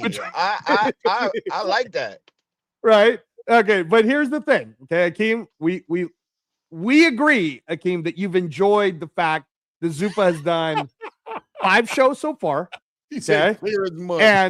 And Akeem, that the 5 shows have stayed pretty consistent, right? They did 2 in January, 1 in February, 1 in March, 1 in April, 1 in May, right? It's like it's a continuous thing that keeps happening. Now they're going to do 2 in June. So you like this. You like the activity. You like that you're learning about fighters that you might not have even heard about because the old space was keeping them from you. You wouldn't have heard about Tony Hirsch if it wasn't for the fact that he got to fight Robert Merriweather on the last Zuffa boxing card. Correct. Right? Now, having said that, Zuffa needed time for, number one, for the UBO Muhammad Ali Revival Act to actually get implemented in the United States, which is why originally Dana was thinking this is going to take me about 5 years. Because in all honesty, my answer to this, Claymore, is 5 years from now, bro, in the United States of America, you will never hear anything about no goddamn interim belts from any sanctioning bodies. The sanctioning bodies will exist, sure, but they're going to exist mostly outside of the U.S. because in the U.S., the majority of the people are going to be signed to the company that has the most money. And if 5 years from now, you're telling me that somehow DAZN was able to have more money to play around with than Zuffa, then awesome. Because that's better for us as fans. Okay.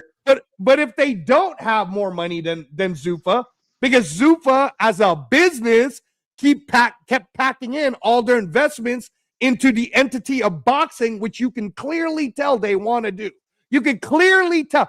Have you seen Dana White wear a UFC shirt yet? No, you have not. Every event that Dana goes to, Power Slap, UFC, Rodeo, what shirt is he wearing, Clay? Zuffa. He's wearing a Zuffa shirt because to him, that's his passion project, bro. He's all about the boxing. So 5 years from now, when we've seen, Akeem, this entire Muhammad Ali Revival Act all come to fruition, where fighters have learned I can either go the free agency way, like Devin's doing, or I can make my life easier coming from the Olympics and just go sign with Zuffa. You're going to see this whole thing play out, and it's not going to be very confusing at all, right? In the meantime, I understand what Claymore's saying.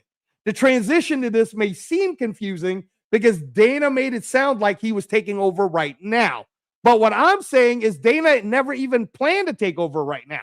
But these other guys were messing up so much, Dana had to go on a post-fight conference and go, man, these guys are doing their jobs for me. I wasn't even trying to move this fast. But the way these guys are moving, I might have to do 40 Zuffa boxing shows this year. Right?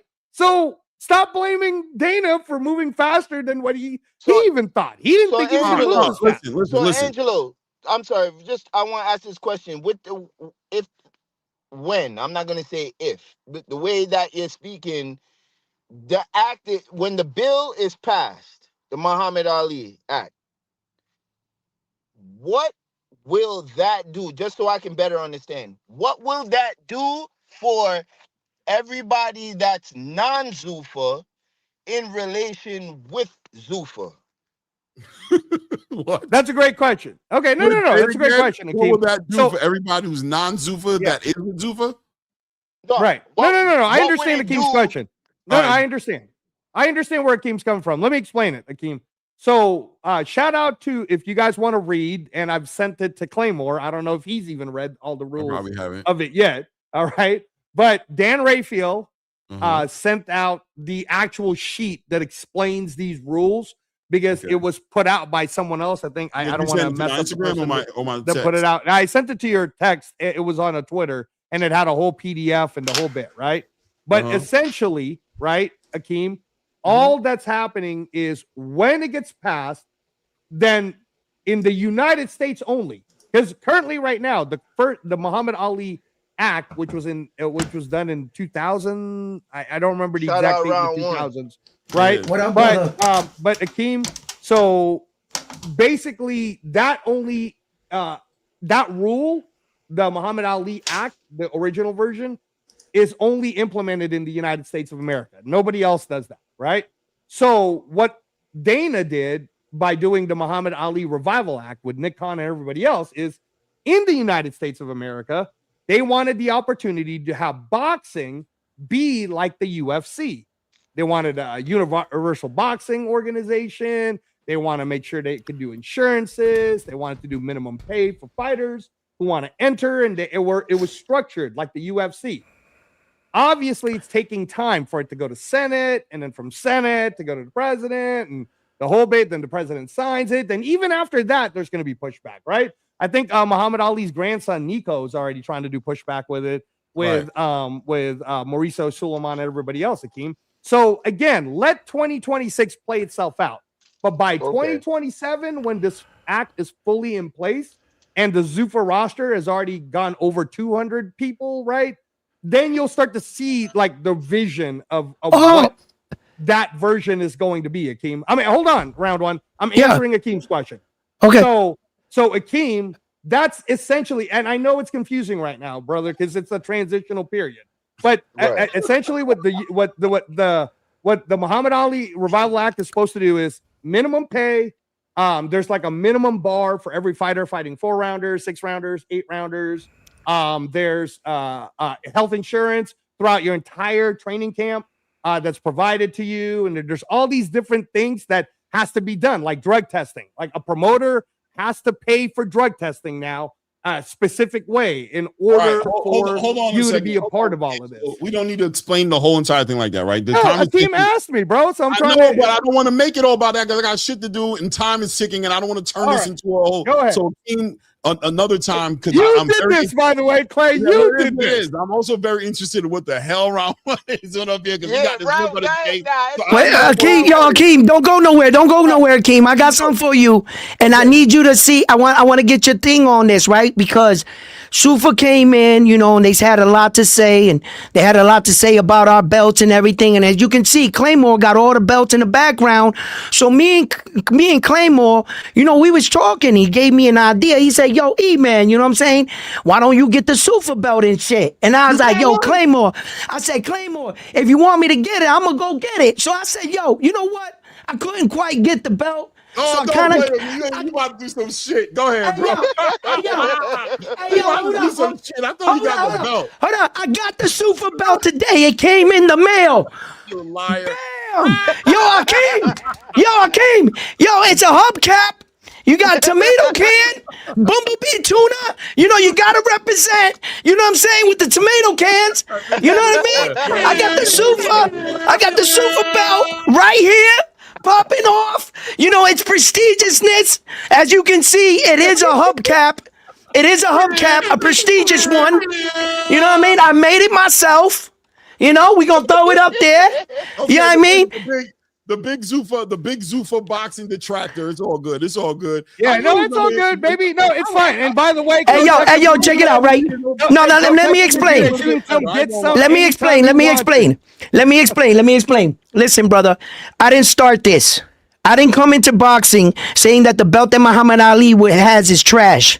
I didn't come in boxing destroying all the belts, saying that they ain't shit and that the ring and the Zuffa is the best. I didn't start this. But I tell you what, right? Zuffa, I respect him. But you're going to have to build your way. You're going to have to start your own legacy. You're going to have to give your belt some time. So if you're willing to start from day one, I'm willing to start from day one with you too. But you didn't need to come in boxing and try to destroy my past champions and disrespect our belts, right? If you want to play that game, we can play. You know what I'm saying? But Zuffa has to honor their belt. Hold on, right? They didn't trash the belts. Yeah, they did. No, they didn't. That's a story. What they said is they weren't going to acknowledge the belts, right? So that's not destroying the belts or attacking the belts. That's saying that the sanctioning body rules will not affect the way we move forward with this new organization. They're moving themselves out the way of a jurisdiction. There will be no law over. No, that's where we're at now. Wait. No, that's what it was from the beginning. It's just that no, yes, it is because you're missing the vision of what. So where did it start? Hold on, Angelo. Where did it start, Angelo? I mean, round one. Okay, it all started when Turki Al-Rashid tried to discredit the belts at the heavyweight championship level, when he wouldn't even let Arthur Benavidez try to put on the belt, and he made an undisputed title. He made an undisputed belt made out of nowhere. It looked like a hubcap.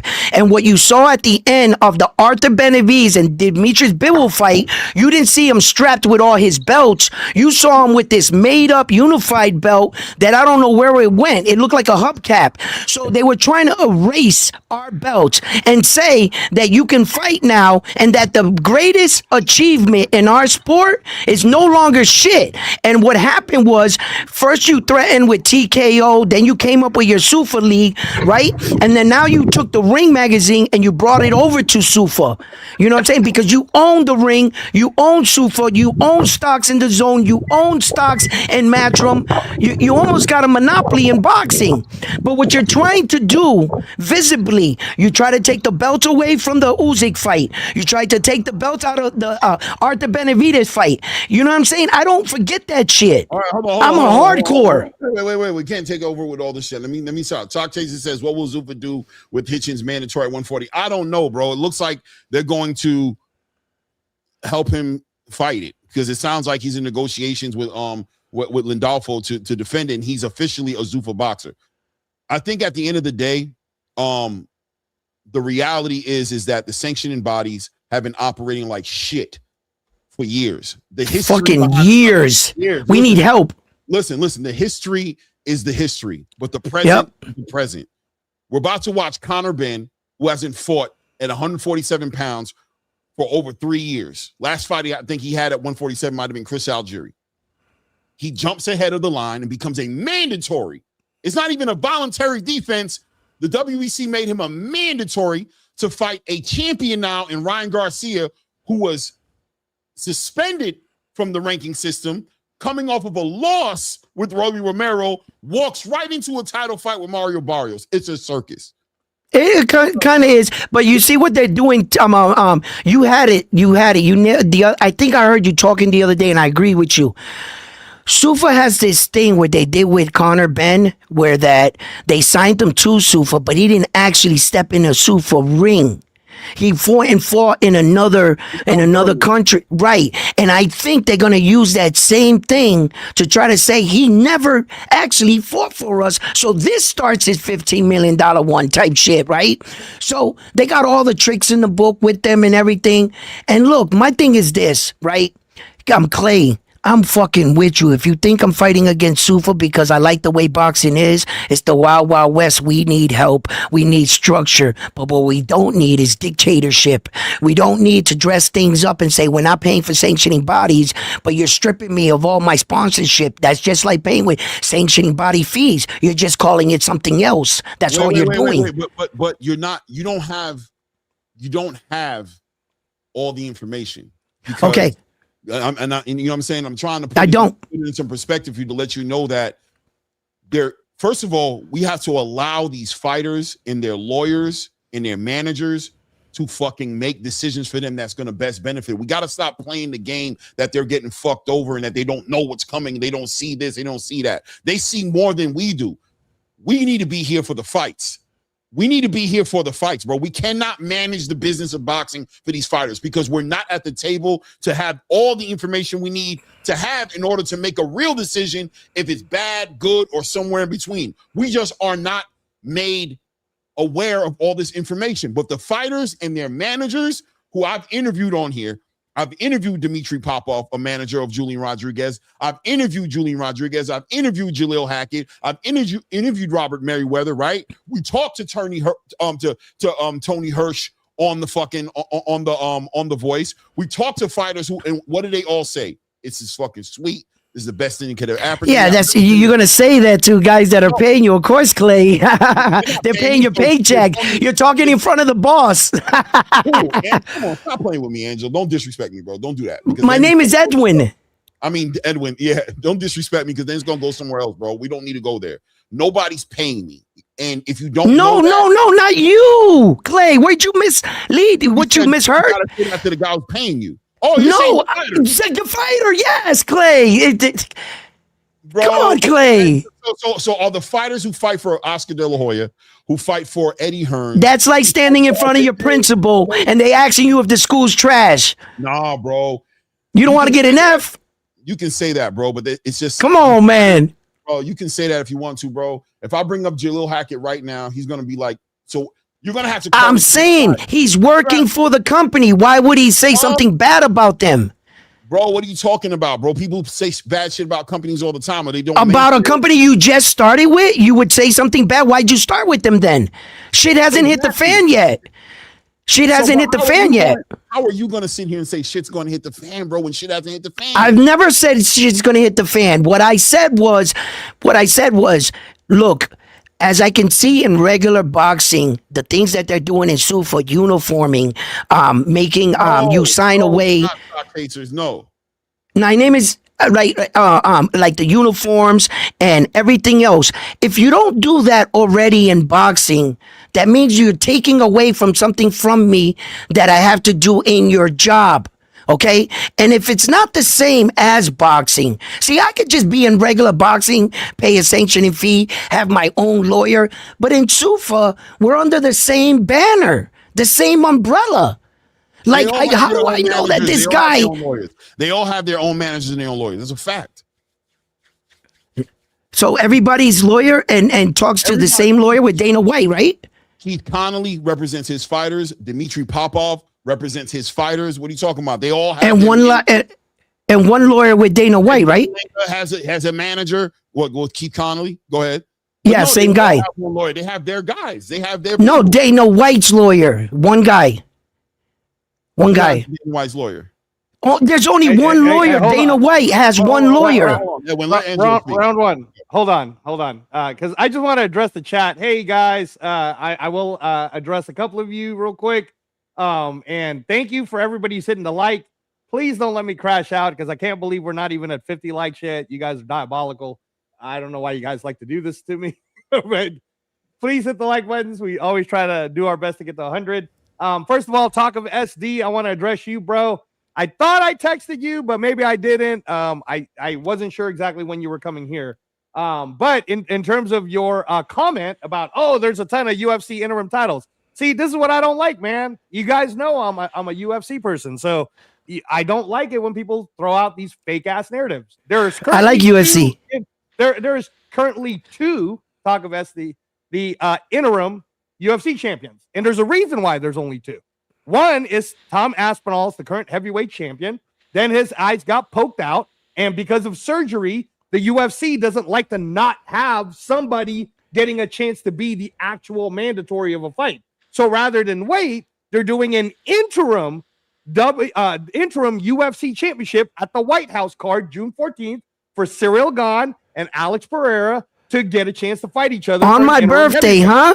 Yeah.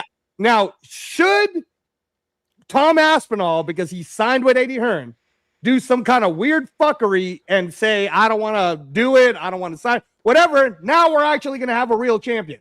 And that's the winner of Cyril Gane versus Alex Pereira. That's one interim championship fights happening. The only other one was Justin Gaethje. Justin Gaethje currently won the interim championship in January of this year because he was originally just supposed to fight for the title against Ilia Topuria. Ilia Topuria was going through some kind of divorce stuff, lawyering. So rather than stripping Ilia Topuria, they were like, we're going to give you an opportunity. And now what's happening, talk of SD, something very simple for regular casual sports fans to follow. Justin Gaethje is fighting Ilia Topuria. See how that's simple? Unlike Ryan Garcia getting a chance to fight Mario Barrios after losing to Rolly Romero. That doesn't make any kind of shit sense at all. Yo, that right? Alex Pereira is crazy. So I want to address that. Stock Chaser, I'm sorry you've been asking the question a ton. Stock. Look, all me and Clay could give you is the information that we're hearing, and from what we've heard, Richardson Hitchens, for whatever reason, still doesn't want to drop the 140. So there's a time limit. I think in he can fight for the Zuffa belt. With a week left, there's a time limit, Stock Chaser, to where the IBF would ask for a purse bid, and whoever wins that purse bid will get a chance to put up the fight between Landolfo Delgado and Richardson Hitchens. I assume that Top Rank will be a part of that silent bid.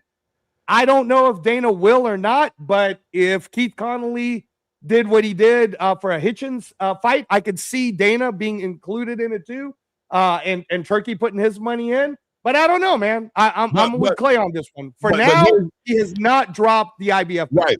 Here it is, right? What I'm understanding, and that's what this whole conversation was about today, right? Was there's a lot of gray areas right now with Zuffa Boxing, with how they're approaching boxing now.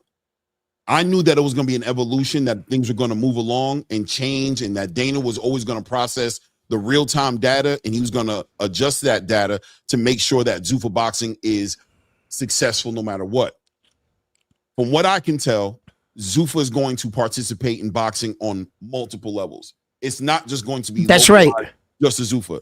They're going to find a way to get involved in every aspect. They will not allow a champion being a champion to get in the way of them working with a champion. In other words, if Shakur Stevenson right now says, I'm going to fight with Zuffa Boxing, he's going to defend his titles.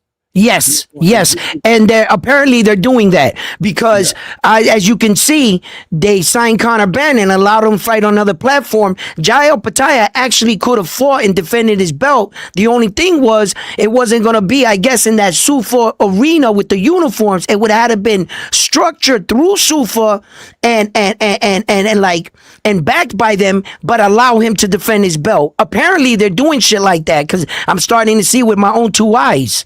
You know, I don't know everything about Zuffa. I want to let it play out, but there's one thing I wasn't willing to do. Wait, Clay, let me say this 10 seconds. There's just one thing I wasn't willing to do. I wasn't willing for someone to come out on week 1 to make up a belt, an organization, and match it to our belt. You have to understand, you cannot allow that to happen. There are people in line. The IBO... They weren't matching up the belts. That's what you guys. I know. Wait, Clay. I think you're hearing me wrong. I think you're hearing me wrong. Okay. I think you're hearing me wrong. Let me explain. Okay. Listen, what I mean by people in line trying to match the belts, this is what I mean by matching the belts. You cannot say that the IBO is a world championship belt, but they've been around for a long time. And there's been many men and women that have held that belt, and it's still not recognized as a world title. What makes me think that the Zuffa could just come out and say that their champion is a legitimate world champion? And that's all I'm saying right here, that your champion belt will not be recognized in my eyes. If any Berlanga was to win it, Richard Hitchens, he is not a world champion. Unless you have one of these belts, you are not a world champion. Listen. I agree to a certain extent, right? They will be a Zuffa world champion, right? They will not be. This is what this UBO thing is going to happen. There's going to be more shit that comes behind it, but there's going to be other UBOs that come out. You think so? End up happening. Yes, for sure, it's going to come out as soon as they're allowed to. Some of the people you think wouldn't do it are going to do it. You think so? PBC. I think we're going there. I think that's where we're going. 100%. So what's going to end up happening is everybody wants to be able to do their thing, right? Specifically, Zuffa wants to be able to do their thing, but they don't want to be controlled by these corrupt sanctioning bodies. It's very simple. It's not about taking away from the history from the belt. It's about Mauricio Suleiman will not walk into my building of an event I'm paying for and tell me what I'm allowed to or not allowed to do because he thinks he has authority with his belt that he does whatever the hell he feels like doing with it. If the sanctioning bodies were doing their jobs, mandatories were getting honored, ranking structure was getting honored, this wouldn't even exist because boxing would have been great the way it is. But at the end of the day, the sanctioning bodies are corrupt, and you know it just as much as I do. Yes, I do. It's unfair to a fighter who just isn't good looking enough, popular enough, witty enough on the microphone, everything except for being the best inside the ring to not be able to get an opportunity because he just isn't selling it. Right now, Coach Hector Bermudez is sitting on Rohan Polanco, Yoeli Hernandez, fighters who do not talk English, who aren't that pizzazz, but who don't have all that pizzazz, but who deserve fucking title shots, bro, or deserve to fight in eliminators. But they have no path. You know the closest path they're going to have to it is getting a replacement last minute, 3 weeks, 4 weeks camp, 3-week camp, get ready, do what you can. They'll never get a real opportunity to get a full 2 to 3 month camp, prepare for a title shot, have their face on the front of a flyer, right? And be promoted because they're not cool enough, bro. Because they're not making enough money for Mauricio Suleiman. So Dana didn't even want to come into the sport dealing with that. He's like, bro, I'm not even interested in it. The only way I'm going to be interested in coming into this sport, which I love, is if I can make my own shit from the ground up. I'm not negotiating and dealing with the corruption and the politics of these sanctioning bodies. So it's not disrespect to the history of the belts. The people who held those belts, they're always going to be, they're in the Hall of Fame. They'll always be respected. But without a doubt, it's addressing an elephant room that needed to be addressed. And there was no way else of addressing it round one because having to negotiate with these fucking politicians, you can't win.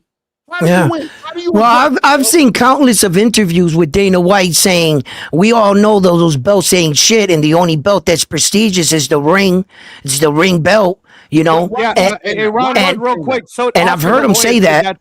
But round one, to your point, Oscar De La Hoya literally said that same exact thing 100%. to Uncle Shay Shay on a live show on lineal cable TV, right?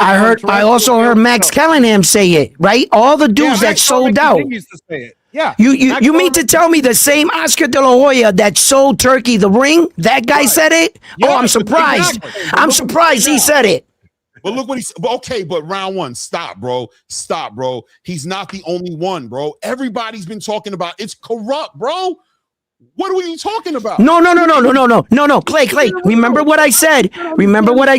Clay, I am that part of the thing. I stay silent because Clay, I am desperately asking for change in boxing. We need something to change. We need help. We need structure. We need more. Look. If I had a magic wand, I would fix it myself, but I can't control entities that you guys, the boxing gods, let it go this far. You got too many promoters, too many lawyers, too many managers, and even though you can regulate this in a Zuffa environment and put it all together, that's still not the answer, as we can see.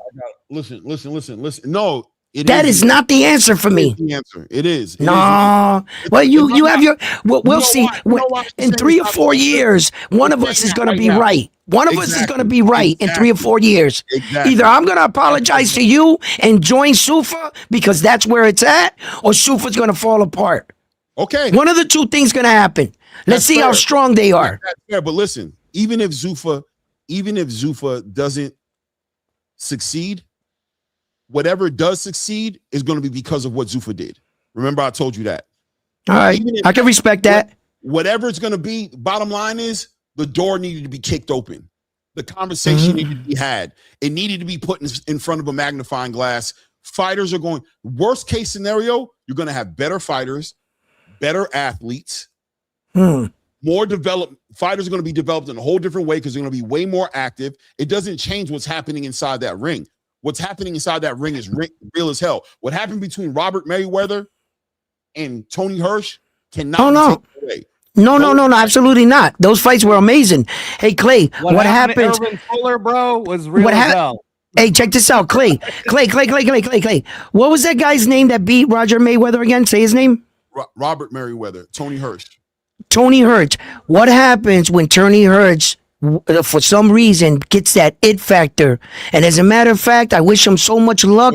I wish him so much success. I hope he gets bigger than Ryan Garcia.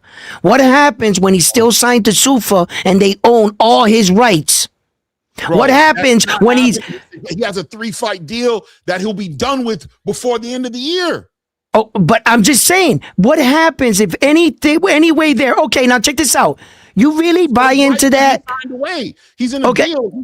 His life is not signed away. You must not have learned from Dana White, right? Dana White does that to every person and every fighter he's ever had, and that's why he's in the situation he's in. Dana White check it out. Wait. Allow me to speak. Let me show you what angle. Let me show you what angle. My angle. Look, let me show you my angle. I think you're jumping the gun here, Clay. I think you're jumping the gun. What I'm trying to say is this. A lot of boxing promoters, managers were all shiesty, dog. This is what we do. This is what promoter shit does. He signs the guy to the UFC for a 3-fight deal, right?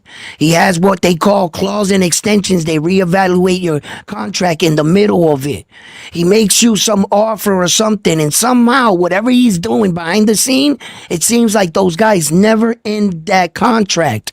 Never. Only a few fighters that held out to the end, like Francis Ngannou, John Jones, guys like that. The other ones, it's kind of like, you know how when Top Rank did that to Tio, right? When Tio was at the end of his contract, Top Rank said, if you win a title belt, you automatically sign you to I'm just making I'm not saying that's the way it is.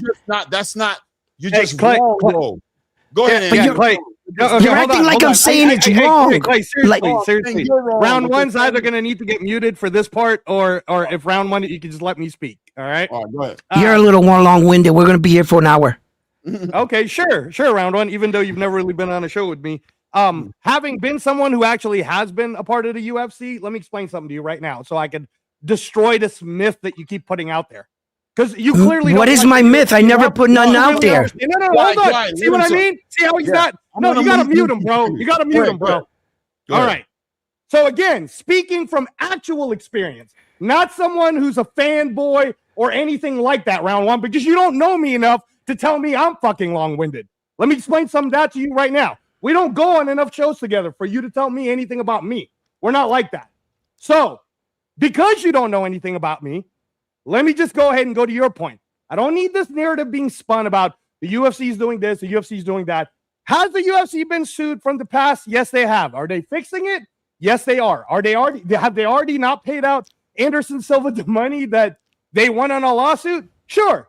At the same time, Nate Diaz called Dana White to say, hey, man, are you cool if I do this Netflix event? Because, you know, they offering me this much. And Dana was like, hell yeah, you should do the Netflix event. And in fact, Jorge Masvidal got the offer for the Netflix event to be on the undercard of Gina Carano and Ronda Rousey first. And then the UFC was like, well, actually, we have a plan for you. So here's what we're going to do. And Jorge Masvidal had the freedom to say, oh, cool. Well, I'd rather do the UFC's plan for me than to go with Netflix. On the other side, Nate Diaz was like, you know what? I'm going to take this Netflix money, but I'm going to call you guys after I'm done with this Netflix deal. Again, I'm going to talk about the fact that there is freedom. There is no, oh my gosh, man, these are grown-ass people, dude. These are grown-ass people, Clay. How many times have I said, if you don't want to fight MMA, then don't. All right? But the fact of the matter is, even the PFL right now, under their new CEO, Claymore, has already said, we're not trying to compete against the UFC because we know we're starting from the ground up and we're just learning. That's an actual group who has a TV deal right now with ESPN, even though it's about to run out soon. So my point being, don't need this fake narrative being spun out. That's just the truth. Clay, you know I speak the truth when it comes to that stuff. You know, again, no fake narratives. But sorry to cut you off, Clay. Go ahead. And it's about time. I got to get ready to go because I got to go to work tonight. All I'm going to say is this, right? I just want to be very clear on this, right? There is no slave lifetime bullshit. It's not true, bro. Demetrius Mighty Mouse went and fought somewhere else. Anderson Silva fought somewhere else. Everybody, it's contracts just like in boxing. Matter of fact, all right, Clay. When was the last time you're watching right now Virgil Ortiz go to court with Oscar De La Hoya trying to get out of contract? It don't change. Same, different strokes or different folks. It's the same shit. Okay, Clay, can I answer this real quick? Because I don't want to. I know you got to go, so I just want to be short and brief, right? First of all, thank you, my man, for explaining your illustration on it. You know what I'm saying? I'm sorry for calling you long-winded because maybe I got a little emotional, but you didn't answer anything I actually was talking about, unfortunately. But I see that you know about stuff, but it wasn't nothing I was talking about. But you did answer one thing. The UFC was sued in the past for those exact doings, and since you're saying they're correcting things, we haven't got there yet. So I don't live in a fantasy world where I put the cart before the horse and give them credit for fixing something. Wait a minute, sir. I don't live in a fantasy world where I don't put the cart before the horse. I just want to be clear. Did you say, what was it that you said that you're saying that the UFC got sued for? Okay, the UFC got sued for what they consider, well, there was a multiple charges like underpaying, abusing their power, and a lot of different charges, like the legal verbiage that I'm not, too familiar with. I'm not a lawyer. Holding somebody in a contract, right, where they can't leave, right? Huh? No. I never said the word holding. What they do is very slick. Right? It's really up to you to say yes or no if you and your manager are smart enough to catch it. But early in the career, they got a lot of young fighters. The big stars got away from that, like I expressed. I said the Francis Ngannou's and those kind of guys were the guys that had power to oversee that, and he had to pay the Conor McGregor's. The contract was just up. They were renegotiating. It's very simple. Right. Okay. So the $375 million lawsuit, the $375 million lawsuit that the UFC was ordered to pay was only one lawsuit. They still had the other two pending. Okay. Remember that. That's money issues, right? Money made on the event. They didn't pay people. Okay. So that was just my point. I didn't want to go into detail about. Because I'm just saying where it started at was you basically were saying that you called up Tony Hirsch. You used him as an example. And I didn't. I said the promoters are real shiesty and slick. And you know how Dana White is. He'll try to get you to sign in before your contract is up. I don't want to play the video back. I don't have time. Normally I would do that. But that's what it was. You said Tony Hirsch. You used him as an example, and you said, look at him. You want him to be what if he gets, I use him as an example, yes.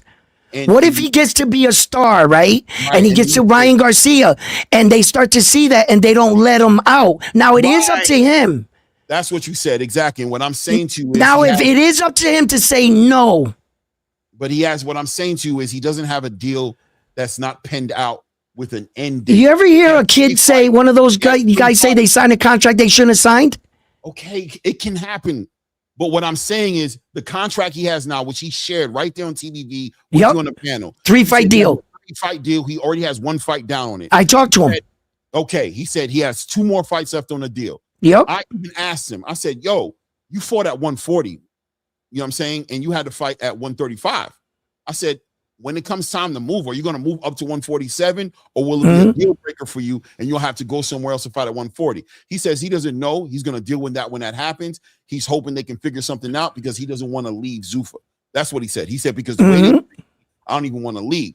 So what I'm saying is the idea that these guys are going to get fucked to the point to where they can't become stars, where they can't still participate and be signed to a Golden Boy or be signed to a Matchroom or a Top Rank or whoever they decide to go to is a false narrative, bro. No. I don't think that. Yeah. That's not. I'm not trying to paint that. That's not what I'm saying. Like what you were saying. You said no. That's not what I'm saying. I'm saying that he could like persuade him. You know how they do. Then promoters, they be promoting them shits, and they be getting these young men to take these deals when they shouldn't have been signing them contracts. Like for example, but people get fucked up all the time, right? Like Virgil Ortiz, right? Like, check it out, for example, Scottie Pippen should have never signed that contract with the Bulls. He was getting railroaded. Okay, I understand. You know what I'm saying? Like, hold up. Shit happens. Shit happens 100%. But you're not covered from it just from signing with Oscar De La Hoya. No, you're not. No, you're not. No, you're not. No. Mike Tyson had to put hands in. Which way do you go? Which way do you go? Which way do you go? Yeah. Do you go that way? Do you go that way? I'm saying, right? Mike Tyson had to put hands and feet on Don King, right? For playing couple times. Exactly. So nobody is shielded from it. You just got to be on point with your business. But yeah, no doubt.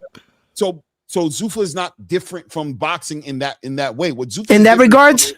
The biggest thing I think that Zuffa is different from boxing is that if you have aspirations of unifying, becoming undisputed, holding those belts that you talk, these belts right here, it could be an issue. Why? Because the sanctioning bodies aren't on board with Zuffa right now. They have to figure things out. And if you go over there, it's not promised that you can get an opportunity at those belts. But right. You can always finish your contract out, get your activity, build your brand, build your following, and you can move on and take that wherever you want to go, just like any other situation. It is what it is. That's Miss Van Houter right there, the mother of Demazian Van Houter, who's done a contract. Yo, you know what? You want to know something right now? Check this out, right? I'm going to be honest with you on this is my last thing I'm going to say about this. I'm going to let you go. My honest opinion about Zuffa is this, man, right? I've been a young kid in my neighborhoods and stuff, and I've seen these new entities come in and give us book bags and backpacks and these things.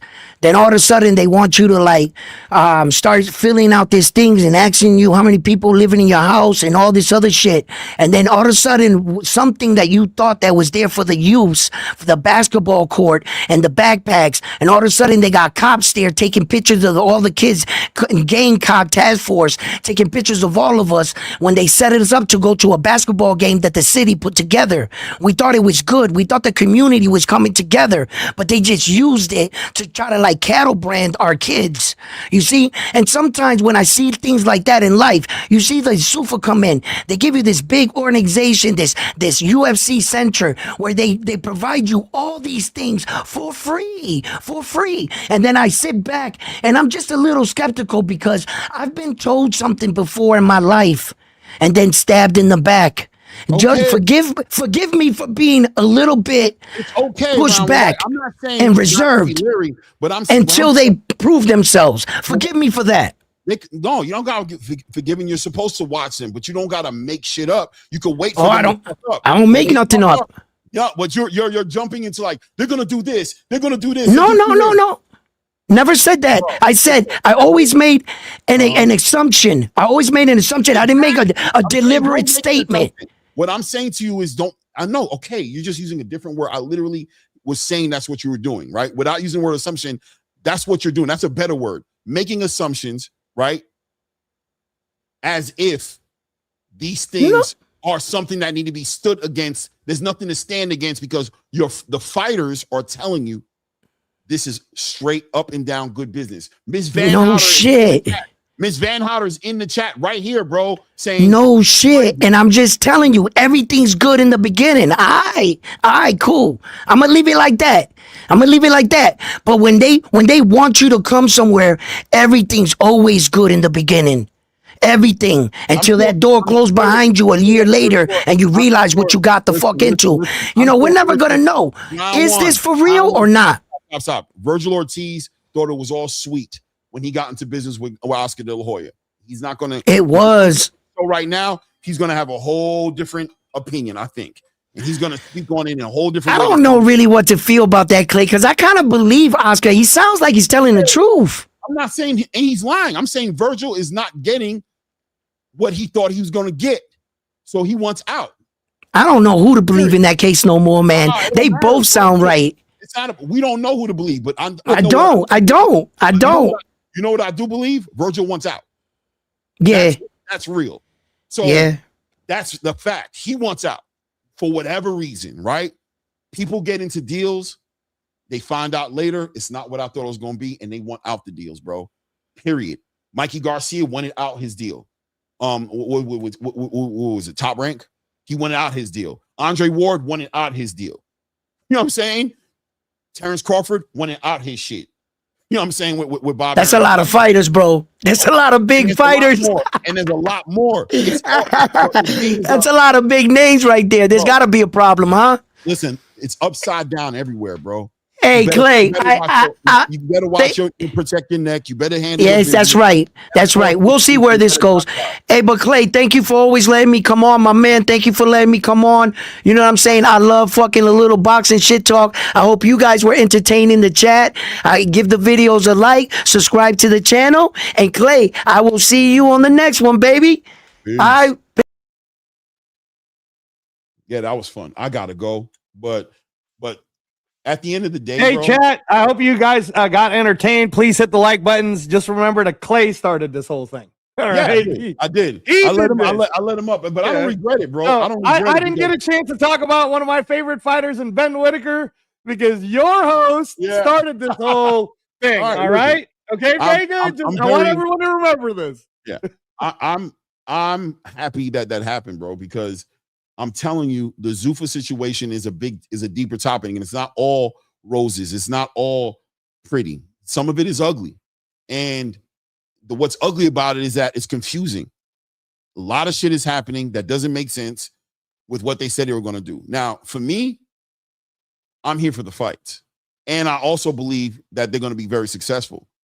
But right now, with signing a Richardson Hitchens, signing an Edgar Berlanga, watching Richardson Hitchens and Edgar Berlanga talk about what they expect, I feel like I'm watching two people talk about something that they're not aware of what they signed up for. That's what it feels like.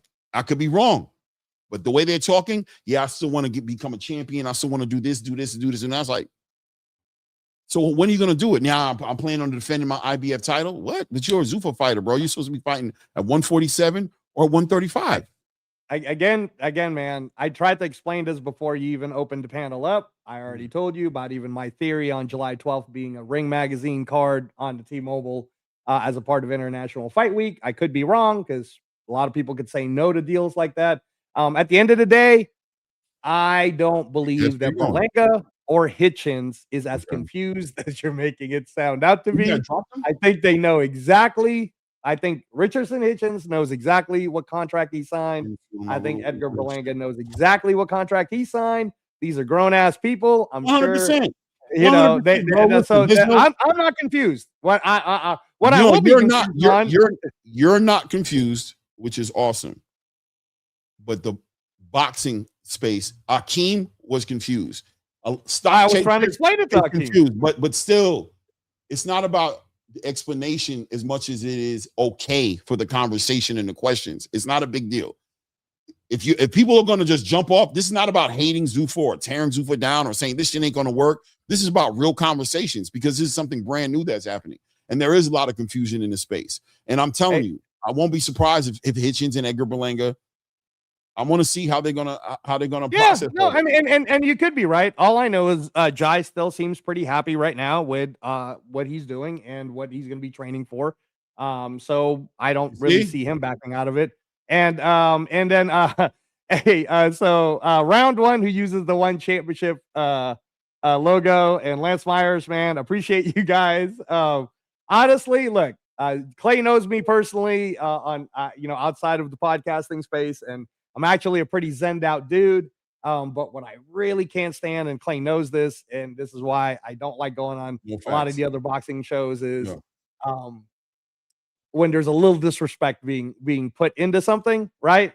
So that's not me crashing out, being more my real personality. Claymore is a lot more calm with his voice when it comes to things like this. So if you guys are entertained by that, that's fine. But just keep in mind that I'm not like some schlum that Claymore just calls in. I happen to co-host the show, and for somebody to come in and try to already criticize me when we haven't known each other or been on a show together for a while, bro, you don't know me to call me names. All right. I might tolerate that shit from like Coach Hector Bermudez sometimes, because everybody knows I destroy him on debates. And y'all could look at the video of the debate and who won that one on the video section. Other than that, round one, hopefully you got entertained. Hopefully, Lance Meyer, you were entertained. Don't let him. Don't. You know something, Angelo? You can't let. That's an easy way to throw somebody off if all they got. That's the purpose behind the innuendo, right? Like I was debating round one the other day on TBV, right? He was like, man, you must have to clean your glasses and da-da-da-da. That didn't stop me from cooking it. You know what I'm saying? Because I wasn't going to allow that I know that game. I know what it is. The game is distract me, throw me, make me thinking about something too much rather than what I'm doing. So I'm going to smile and laugh at it because it don't make no difference. You know what I'm saying? If I feel like it's going a little too deep, then I can easily handle it. I could have hung up. I could have kicked them off the channel, but it's not that serious to me because I know it's a debate. And I know in the debates that I've seen, people use the tonality, the cynicism. They say things in the background, real quick, slide in something. Why? To distract you, bro, to throw you off your shit. So you can't. I'm not saying you can't. No, I know. Hey, man, you know me. I'm doing me. I'm just saying that when you're trying to tell a motherfucker that the sky is blue, because the sky is blue, because you actually been in the sky on a jet plane testing out. And then in the middle of saying the sky's blue, he's gonna say, "Yeah, man, and that green hat is kind of bothering me. I can't really see why you're looking at it, bro." If you sit there and feed into that and defend your green hat, you fucked up. You feel me? Because that's how he's throwing you off. Hey, Mrs. Van Houter, shout out to Mrs. Van Houter, man. You and Mr. Van Houter do amazing video edits. Yeah. One of these days, I might have to do one of those with you guys. In the meantime, man, I go on to space, Mrs. Van Houter, honestly, because when I was listening to boxing shows just like you guys, I found a lot of it to not be a very good back and forth intellectual type of a factual conversation. And then I found Claymore. And then me and Claymore became friends. And then now I'm a co-host of a show. But I probably should start my own channel at some point, Mrs. Van Houter. Yeah, for sure. So thank you. Sure. Thank you. At the end of the day, bro, don't let them throw you. I'm telling you, bro. I've said, listen, bro, it's either you stay on or you get off or you kick them off. Like, you know what I'm saying? Like, it's like what you don't do is feed. I don't feed. I know the game. I don't feed. I don't play that. I don't feed. I know why you're doing what you're doing. I'm not feeding it. It's just, I'd rather, if we're not going to talk, we're not going to talk. But otherwise, I'm brushing that shit off and I'm getting to my points because you're not going to throw me off because I know why. You're doing that because that's your edge that you're going to have, but you don't got that edge with me. You don't. Right. No. I'm good, bro. I'm good. And other than that, I know you got to go. So get out of here. You got your shift that you got to do. Hopefully everybody went ahead and said it. Oh, okay, cool, Vega. Hey, man, that's awesome. I hope that Mozzie continues to prove a lot of doubters wrong. Be making fights outside the Apex at bigger venues with other promoter. That's what I believe is going to happen. Stock because Zuffa don't have 140 weight division. Yeah, but that's frontline. Keep an eye on it because if Richardson Hitchens defends his IBF title as a Zuffa fighter, because he is a Zuffa fighter, then that's what happened. You understand? Right? That's what happened. So if he defends his IBF title, he does it as a Zuffa fighter because that's what he is. Right? So that's what, as those things develop, pay attention to those things as well. Because maybe in your mind, you think he's going to drop the belt or something like that, but that's not what he's doing, right? And Zuffa is not getting in the way of him defending that belt, right? So outside of the IBF stripping him or making it to where he can't because he signed to Zuffa, he probably is going to defend that IBF belt. And he'll be a Zuffa fighter when he does it. It is what it is. It is what it is. Yep. As far as Zuffa goes, there's no 140 division. Meaning after Hitchens defends, he will never fight at 140 on Zuffa. Maybe. Yeah, I think maybe that's the rule. Hey, Frontline, I'll make it simple for you, man. Hitchens is going to take the deal that's going to make him the most money if defending the belt against the one person that he's allowed to defend it with, which is Lindelfo Delgado, happens. And that's the one that's going to make him the most money, then he'll do that. But if there's more money for him to move up to 147 and fight, I don't know, whoever, Tio, he mentioned it already. He said how Tio wants to go to 147. So if his debut at 147 is him versus Tio, July 12th, International Fight Week, he'll take that deal, man. Because at the end of the day, just like what Terrence Crawford said, these belts don't matter. All right? The belts only matter if it can help you make money. If it's actually deterring from you making money. And trust me, I think it was a Talk of SD said it. No, let me explain something to you. Jai Pacquiao is regarded as the best cruiserweight champion in the world. He's currently the Ring Magazine champion. So if you guys have a problem with Ring Magazine, we could have a discussion with that. At the end of the day, what's going to happen with Jai Pacquiao is he will continue to be the best cruiserweight champion in the world. And it's only Jai that keeps wanting to fight for these sanctioning body belts, which Dana's willing to help him with. Other than that, everybody already knows who the best cruiserweight champion of the world is. Go check out the debate on the video section. Right. Hey, Frontline, I agree with you, right? But I don't know, because Frontline put the answer in there. If he's fighting on Zuffa and he loses on Zuffa, what happens to his belt? It's going to be interesting. It's going to be interesting. But I agree with you. I think that's what's going to happen. I think what's going to end up happening is if you lose on a Zuffa platform, the sanctioning body will probably take your belt away from you. Because how can you have a champion who lost? Like, I can't, you know what I mean? We'll see. It is what it is, guys. I appreciate everybody being in the building, man. Round one came in with the smokes and mirrors in the hubcap title, and threw off the show, man. You did it, round one. You threw it all off. Hit the like button, subscribe to the channel, man. Make sure you do that. Sorry, we didn't get a chance to talk about Ben Whittaker, guys. Ben Whittaker is fighting this Saturday. Check that out on the Zone. Alicia Baumgartner fights tomorrow night. That's on ESPN. Yeah, shout out to everybody. Shout out to all the Zuffa people too. That was coming in. Truth. It's so exciting. But I wonder what happens. Yeah, Frontline, I agree with you. That's probably what would happen in that situation, which would still be weird to a degree, but not really. But what happens when a 147 champion is at Zuffa? Well, I mean, we're gonna find out, man. Because if Conor Benn, so the whole Conor Benn thing, which again, Keith Connolly already explained it, man. I don't know why we have to re-explain this shit. Keith Connolly already said it was a one-fight deal. He's currently a free agent. Boom, done. Eddie, you can't sue him because he got paid $15 million for the one fight. Now, the reason why he's a free agent right now, Clay, is to your point, right? Maybe Zuffa does not want to be hands-on when Conor Benn fights Ryan Garcia. That was his fight. That was his fight. But after Conor Benn, let's say, beats Ryan Garcia, I'm going to go with the narrative that my guy Conor Benn wins, okay? Now Conor Benn's the WBC champion. Zuffa re-signs him to become a Zuffa boxing champion, and then we're playing the whole game all over again.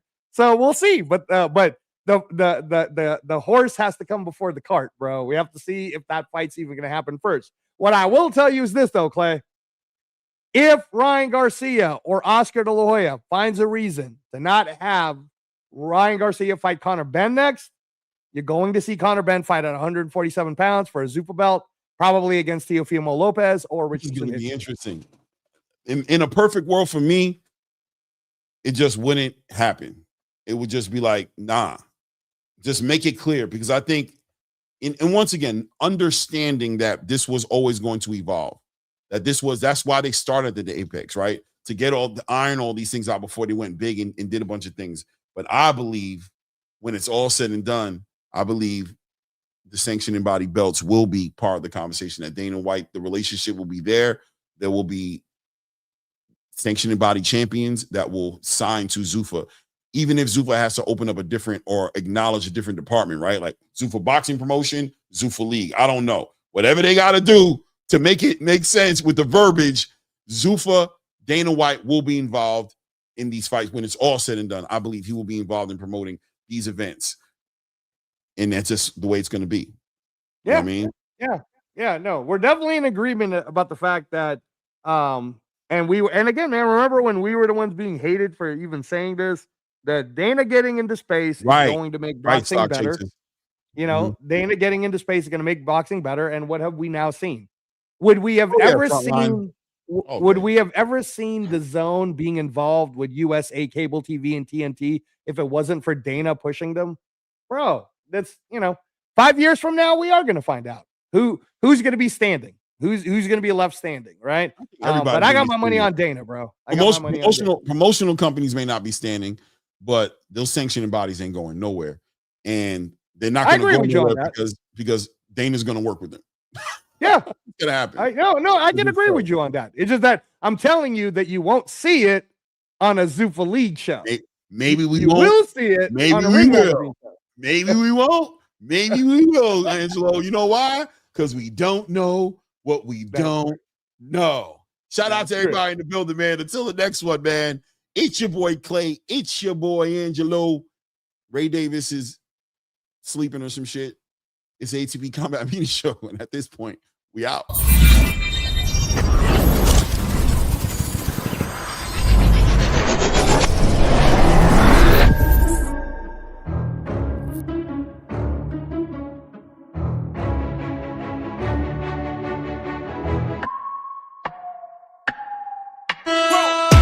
Who knew I would make it this far? They hated, they never believe me. Yeah, I would never drop the ball. I know I make it look easy. Yeah, Mayweather with the defense. I don't care what a critic gotta say. I got them picking up the pieces. That to me, you really playing with your life. I'm about to come and run it all back. I'm the new era, about to snap back. You ain't fitted for it, cause you all